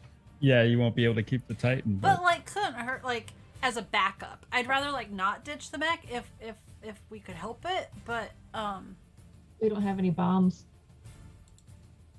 Alternatively, you could try to firebolt from a distance, or even Eldritch Blast from a distance, but it would involve Wynni destabilizing this structure. I can't believe we're doing this. It would involve Wynni destabilizing this structure enough to where it did not collapse on her, but could be collapsed from a distance. I mean, I think I figured out how to pilot pretty good. Just You as a did? guess. So this would just take time more than anything else. So it all depends on how much you are willing to take down the system. Why did I? Hey, Dad, you won't even believe what they're talking about in my head right now. What they're planning on doing. Yeah, Nolan why are is we? going back You to want Blue friends in the Point. robot? Why don't we? Why don't I see how? We don't want to be around. We're going. Trust me. Yeah, Okay. you'll get to the dogs. They don't. There's gonna be no more prison. What is this thing's? Oh, It isn't a 30-foot you movement, looking right? for? Like I can't see. Oh, 40 feet. has 40-foot speed. Yeah. Okay. That's it, not you. Yes, I would like to try and take the time. Cause otherwise, like, we'll just walk back. Like with the hood down, like we can just like cozy up in the top of this thing. And make our way back. Eva, just go ahead and roll me a d20. Yeah. I can do that. I know you can. 16.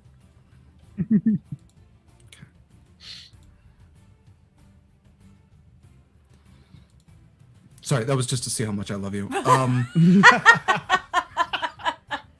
All right. You got me. Dang it. Yep. My heart sees. Okay. You get to keep the mech. Yes. All right. With Scarlett accompanying you, Acacia and Curio taking a distance. Proximus, what are you doing through all of this? We got a platform.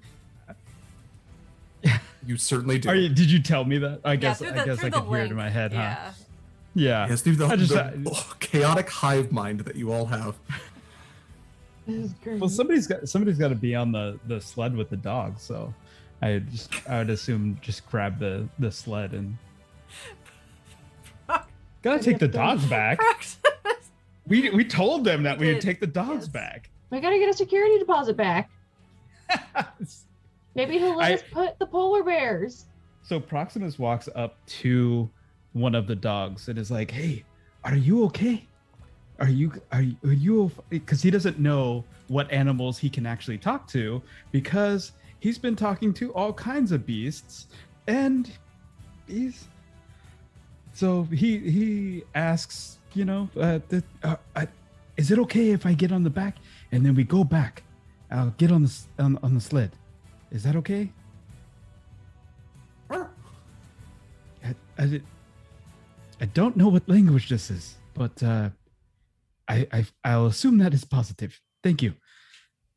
And I'll just I guess get on the sled. He doesn't know what to do, so he just gets on and he stands there. Okay. Proximus, you'll have a pretty good idea of what to do. After a few minutes of essentially Wynni just, I'm going to say you're probably doing your sweeping axe, because that just makes sense between the axe hand, the hammer fist. Yeah, it's a recharge 6. It does, it does 3d8 plus 6, although they all do 3d8 plus 6, because of course they do. Yeah. Oh. Yep. So let's see. On average, you're doing 66 plus 12 times 2, which is, what's average damage for that? So that's 19. So essentially 40 minus 2, so 38. Well, it's okay. So 80 minus 4. So 76 points of damage per 6 seconds. You have chopped away quite a bit of the external ice of this wall. In addition to, I'm imagining Scarlett probably just Eldritch blasting the hell out of this thing. What is your damage for Eldritch Blast right now? 2d10 plus 4. 2d10. Okay. So an average of about 16, so 90 points of damage per 6 seconds.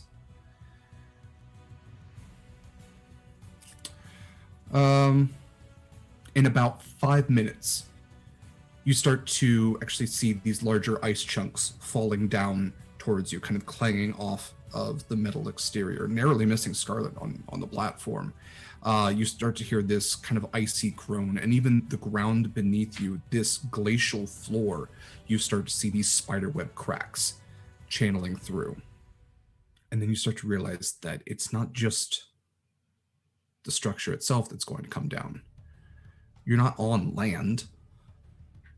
You're on ice. You have the weight of the structure built into the ice itself. You have the weight of dozens of Warforged, yours included. And as the spiderweb cracks begin to expand and this large creaking and knocking sound emanates from below, you realize it's time to run. Wynni, go ahead and roll a dex saving throw. -1. So it's a wash then. Because I've got my good luck stone.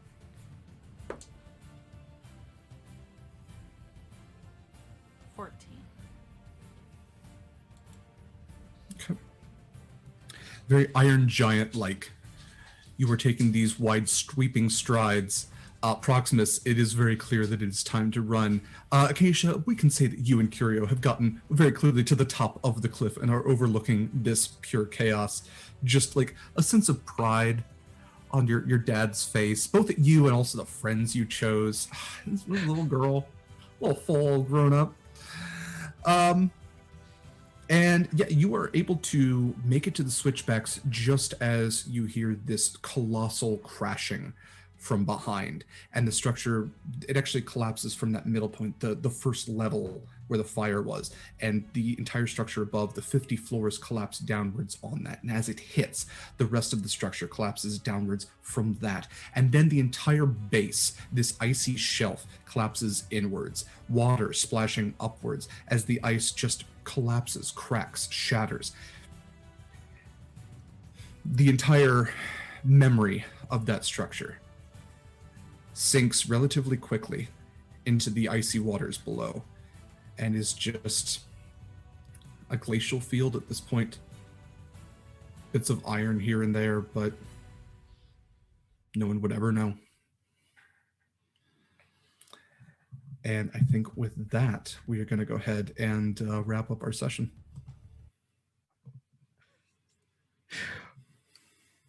We didn't break out anyone out of the prison. We literally broke the prison. Better go home. You did a literal prison break. Proud of us, y'all. You meant us to take that literally, right, Derek? That's what you wanted, right? It's totally what I include. I'm just gonna have to put that in my world notes that there used to be the most notorious prison. I can't wait till the Nerean Formerly. Empire hears about this. Yeah. Okay. Yep. It's fine. It's great. It's perfect. It's so good. It's so good. Okay, we're gonna do. Hi, everybody. This has been Horizons Call. Thank you for joining us. It has been so lovely having each and every one of you here in our chat. Join us along the way for all of the most wonderful moments of this session. I do owe you a shanty. Don't think I didn't forget.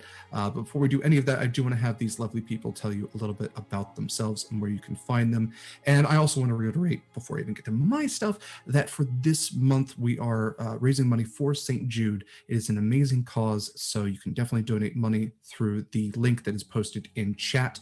Any money you donate obviously benefits St. Jude, which, like I said, is an excellent cause to donate to, but there's also benefits to donating. Did we hit the Lady Dimitrescu goal? We're close to it. $25 away. Only $25. And with those $25, you will also get a thank you postcard, your name on the wall behind Eva as well. There's a lot of benefits to it. Did anybody win the Sunken? I was just Is that about yet to be determined? to close that up. So super last call Okay. for exclamation point sharks to win a copy. Exclamation point sharks, plural. So yes, we are giving away a Sunken RPG, which is a phenomenal game, which is oceanic horror, where everyone dies at the end, and you get to explore the vastness and deepness of your own terror. It's wonderful. Honestly, for $50, you can also contribute an NPC or magic item to an upcoming D&D game. $100 gets you a terrible animal drawing, drawn by the very lovely Eva herself. And for $500, Eva will DM a TTRPG one-shot just for you. If we hit $350 stretch goal, she will cosplay Lady Dimitrescu from the Resident Evil game, and a $500 stretch goal will get a Call of the Sea giveaway as well. So definitely check all that stuff out. That will be going through the entire month of May. I will also mention right up at the top here, we will be taking next week off from Horizons Call. One of our players will be out of town, and then both Eva and I are getting our second vaccination. So we're going to be we might be down for the count. We just don't want to risk it. There may be something on this channel depending on how we feel. It's just not going to be a Horizons Call. So definitely keep an eye out on the Twitter for that. We'll let you know. Otherwise, yeah, I'm going to have these lovely people tell you a little bit about themselves, where you can find them, and their amazingness. So we will start with Mare. Hi, I'm Mare. You can find me on Twitter at Archmage of Dice, where I scream about my cats and TTRPGs I am running, and all the projects I probably should not be doing, all at once anyway. 6 p.m. here, Eastern Standard Time. You can find me doing Horizons Call, except not next week. And then on my channel at 1 p.m. Eastern Standard Time, right before this, I run a game of Invisible Sun on my channel /Marefeather. We are not coming back next week because I'm the one that's going to be out of town. So we'll be back the 22nd tomorrow night on Open for Adventure, I run a D&D 5e campaign called Veil of Shadows, where my players are about to meet the Raven Queen, which is going to be hella awkward because one of the players is a Shadowkai who hasn't been in the Shadowfell for a bit. So yeah. And every other Tuesday on Graham Cracker's channel, I play my Ardelock River, who is a bastard. I think that's going to be... I think we're returning the 1st, if I'm remembering correctly, because Anarian's Rest is off for a couple weeks. Also, keep an eye out on my Twitter. I am running a Pride stream at the end of June, and I will be setting up player applications, hopefully sometime next week, for players. I'm choosing the GMs this weekend. That's it. Thank you, Mayor. And I will also mention that my basement gets very cold, but it's made so much better by these amazing gloves that Mayor made. These Dragon Skull gloves, they're my absolute favorite. I love them so very much. So thank you for those, Mayor. Mikyl, tell us about your lovely self. I am muted. All right. Hi, I'm Mikyl, and you can find me at Mikyl Sandoval on Twitter and Instagram, where I do art, and you can follow my life. Yay. But this is all I do. For a while, maybe. There might be more, but... There will be more, I guarantee you. Real quick, are we doing favorite moments? We can. I can never remember if we do or Did not. you have a favorite? We kind of did it last time, so Yeah, I leave it up to you. If you have a favorite moment, you may absolutely share it. I had a favorite moment of baby death.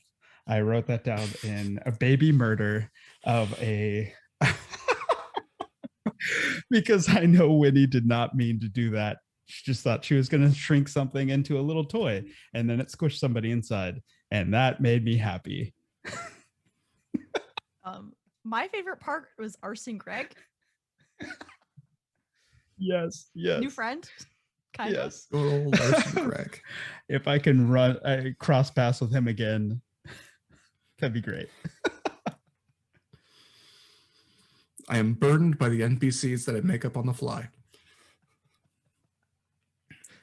I will also mention that Mikyl did the amazing character art for our campaign, as well as City of Shadows, which is also on Eva Sariad's channel. So if you enjoy the art, which you should, it's amazing, check out Mikyl on his Twitter, and please join me in peer pressuring him to do more. Yeah, again, congratulations to Mikyl on his recent engagement. I didn't say it enough last week. I'll say it again this week. With that, thank you, Mikyl. Kaila. Hi, I'm Kaila. You can find me on Twitter at KMC_, where I post my paint things and my tabletop RPG adventures. You can find me on a bunch of places. What did I say? I'm lots of faces on lots of places. I will be very busy here recently. I am hopefully bringing back my channel in the coming week after my move. I have got things in the mail on the way and things being set up. So hopefully Thursday or this coming Saturday on my channel. Keep a lookout on my Twitter for a schedule. Every other Tuesday on the Craftic Studios channel, you can find me playing a half-elf paladin, Diana, who might be a little bit shady. You can also find me every other month playing in Star Trek Adventures, where I play Toulouse, the very sneaky Tribble. You can find me here playing Horizon's Call as our very... I don't know how to describe Scarlett anymore. Let's be real. She's pretty useless at this point. I think that's pretty much it. Follow my Twitter for all the updates on my streams coming up. June, I will be a lot of places doing lots of things for Pride, so keep an eye out for that. And my favorite part from tonight might have been the Porquelos Dos moment of firebolting and bomb. Yeah, that was top tier. Thank you, Kaila. And last but obviously not least, with the person without whom we would not be here, Eva, tell us about your lovely self. Hello, I'm Eva. This is my channel where we play games. A weird percentage of which seem to be terrifying. But sometimes there's just some good old-fashioned prison breaks, which is kind of exciting too. And every once in a while, I even play video games. Who would have thought? You've already heard a whole lot about St. Jude. We're doing it all of May, so that's exciting. You've also heard that we are off, or at least altered schedule next week.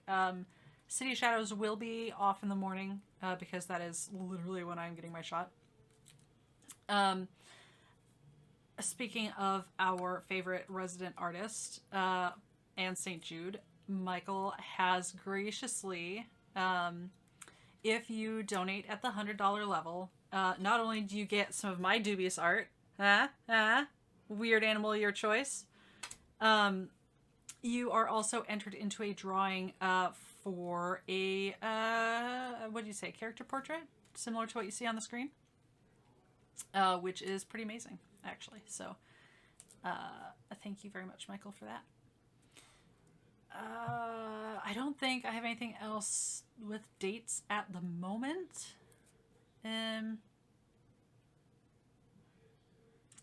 My favorite moment would, I think, the surprise of I don't know what you're doing, Kaila, and it's making me super nervous. Oh no, I just. Are you preemptively? Come back when you're done. Okay. No, come back when you're done. Because I am forgetful. Yeah. No, that's fair. Was Scarlett actually like letting prisoners out? That made me really happy, and it was extremely unexpected. Oh, that was definitely self-preservation. Yeah, I mean, the more chaos, the easier it was to get out. Yeah. Yeah. So back to Kaila, I guess. I forgot to mention I'll be on Smutty Saturday tonight with the Lady Dame and Liz and the Ally Mac. We're doing Marvel Smut tonight. So, you know, Yep. Avengers Assemble. Let's go. Yep. Enjoy that. I know I or don't. I'm not sure it's meant to be enjoyed one way or another. Okay, let's get to your callouts and your shanty. Thank you, Eva. Yes, thank you, Eva. Thank you, Kaila. Hi, everybody. I'm Derek Sword. I've had the immense honor, as always, for DMing for these amazing people. If you want to find me and my projects, best place is Twitter, dsword16. I am also on Graham's channel every other Tuesday. We will actually be the next 3 Tuesdays to play a little catch-up to Anarian's Rest. My game is Shards of Anarian. I play a Knoll ranger named Verban. I'm also on Graham Cracker's channel every Friday for Gold China Investigation Agency, where I play a swampy bugbear named Griaz, who recently introduced a new narcotic to a city accidentally and also committed some horse felonies. So that's fun. And if you can't tell that I love monsters, the best way to figure that out is I'm the co-host of the podcast Monster Crush. So if you enjoy smooching monsters and think that Mothman would be good on a date, check that our podcasts are found. We just recorded our 50th episode. It is a 2-hour, 15-minute banger about feminist philosophic theory and the praxis of monster fucking. It's weirdly a really good literally time. A banger. It's a banger, yeah. No, it's very good. So definitely check that out where podcasts are found. And I think that's all my stuff. Yeah, I'm here every Saturday. I'll be doing some more stuff in the near future. But until then, I suppose I do have a shanty. Because we are taking a break, because this is episode 6, I did the Wellerman. I might as well do the last shanty. Well, me father often told me when I was just a lad, a sailor's life was very hard, the food was always bad. But now I've joined the Navy, I'm aboard a man of war, and now I've found a sailor ain't a sailor anymore. Don't haul on the rope, don't climb up the mast. If you see the sailing ship, it might be your last. Just get your civvies ready for another on ashore. A sailor ain't a sailor, ain't a sailor anymore. Well, the killock of our mess says we've had it soft. It wasn't like this in his day when he was up aloft. We like our bunks and sleeping bags, but what's a hammock for? Swinging from the deckhead or lying on the floor. Don't haul on the rope, don't climb up the mast. If you see a sailing ship, it might be your last. Just get your civvies ready for another on ashore. A sailor ain't a sailor, ain't a sailor anymore. That's, there you go. You got 2 lines of it. And my favorite moment was the realization that you all wanted to collapse a literal landmark of this world that I built. Thank you all so much for forever altering the world I made for you. It shows you care. Thank you all again for I did. I knew what I was doing. I made this just for you. Thank you all so very much for joining us. We will see you all in 2 weeks. And until then, fair winds and following seas, brave mariners. Take care of yourselves. Bye.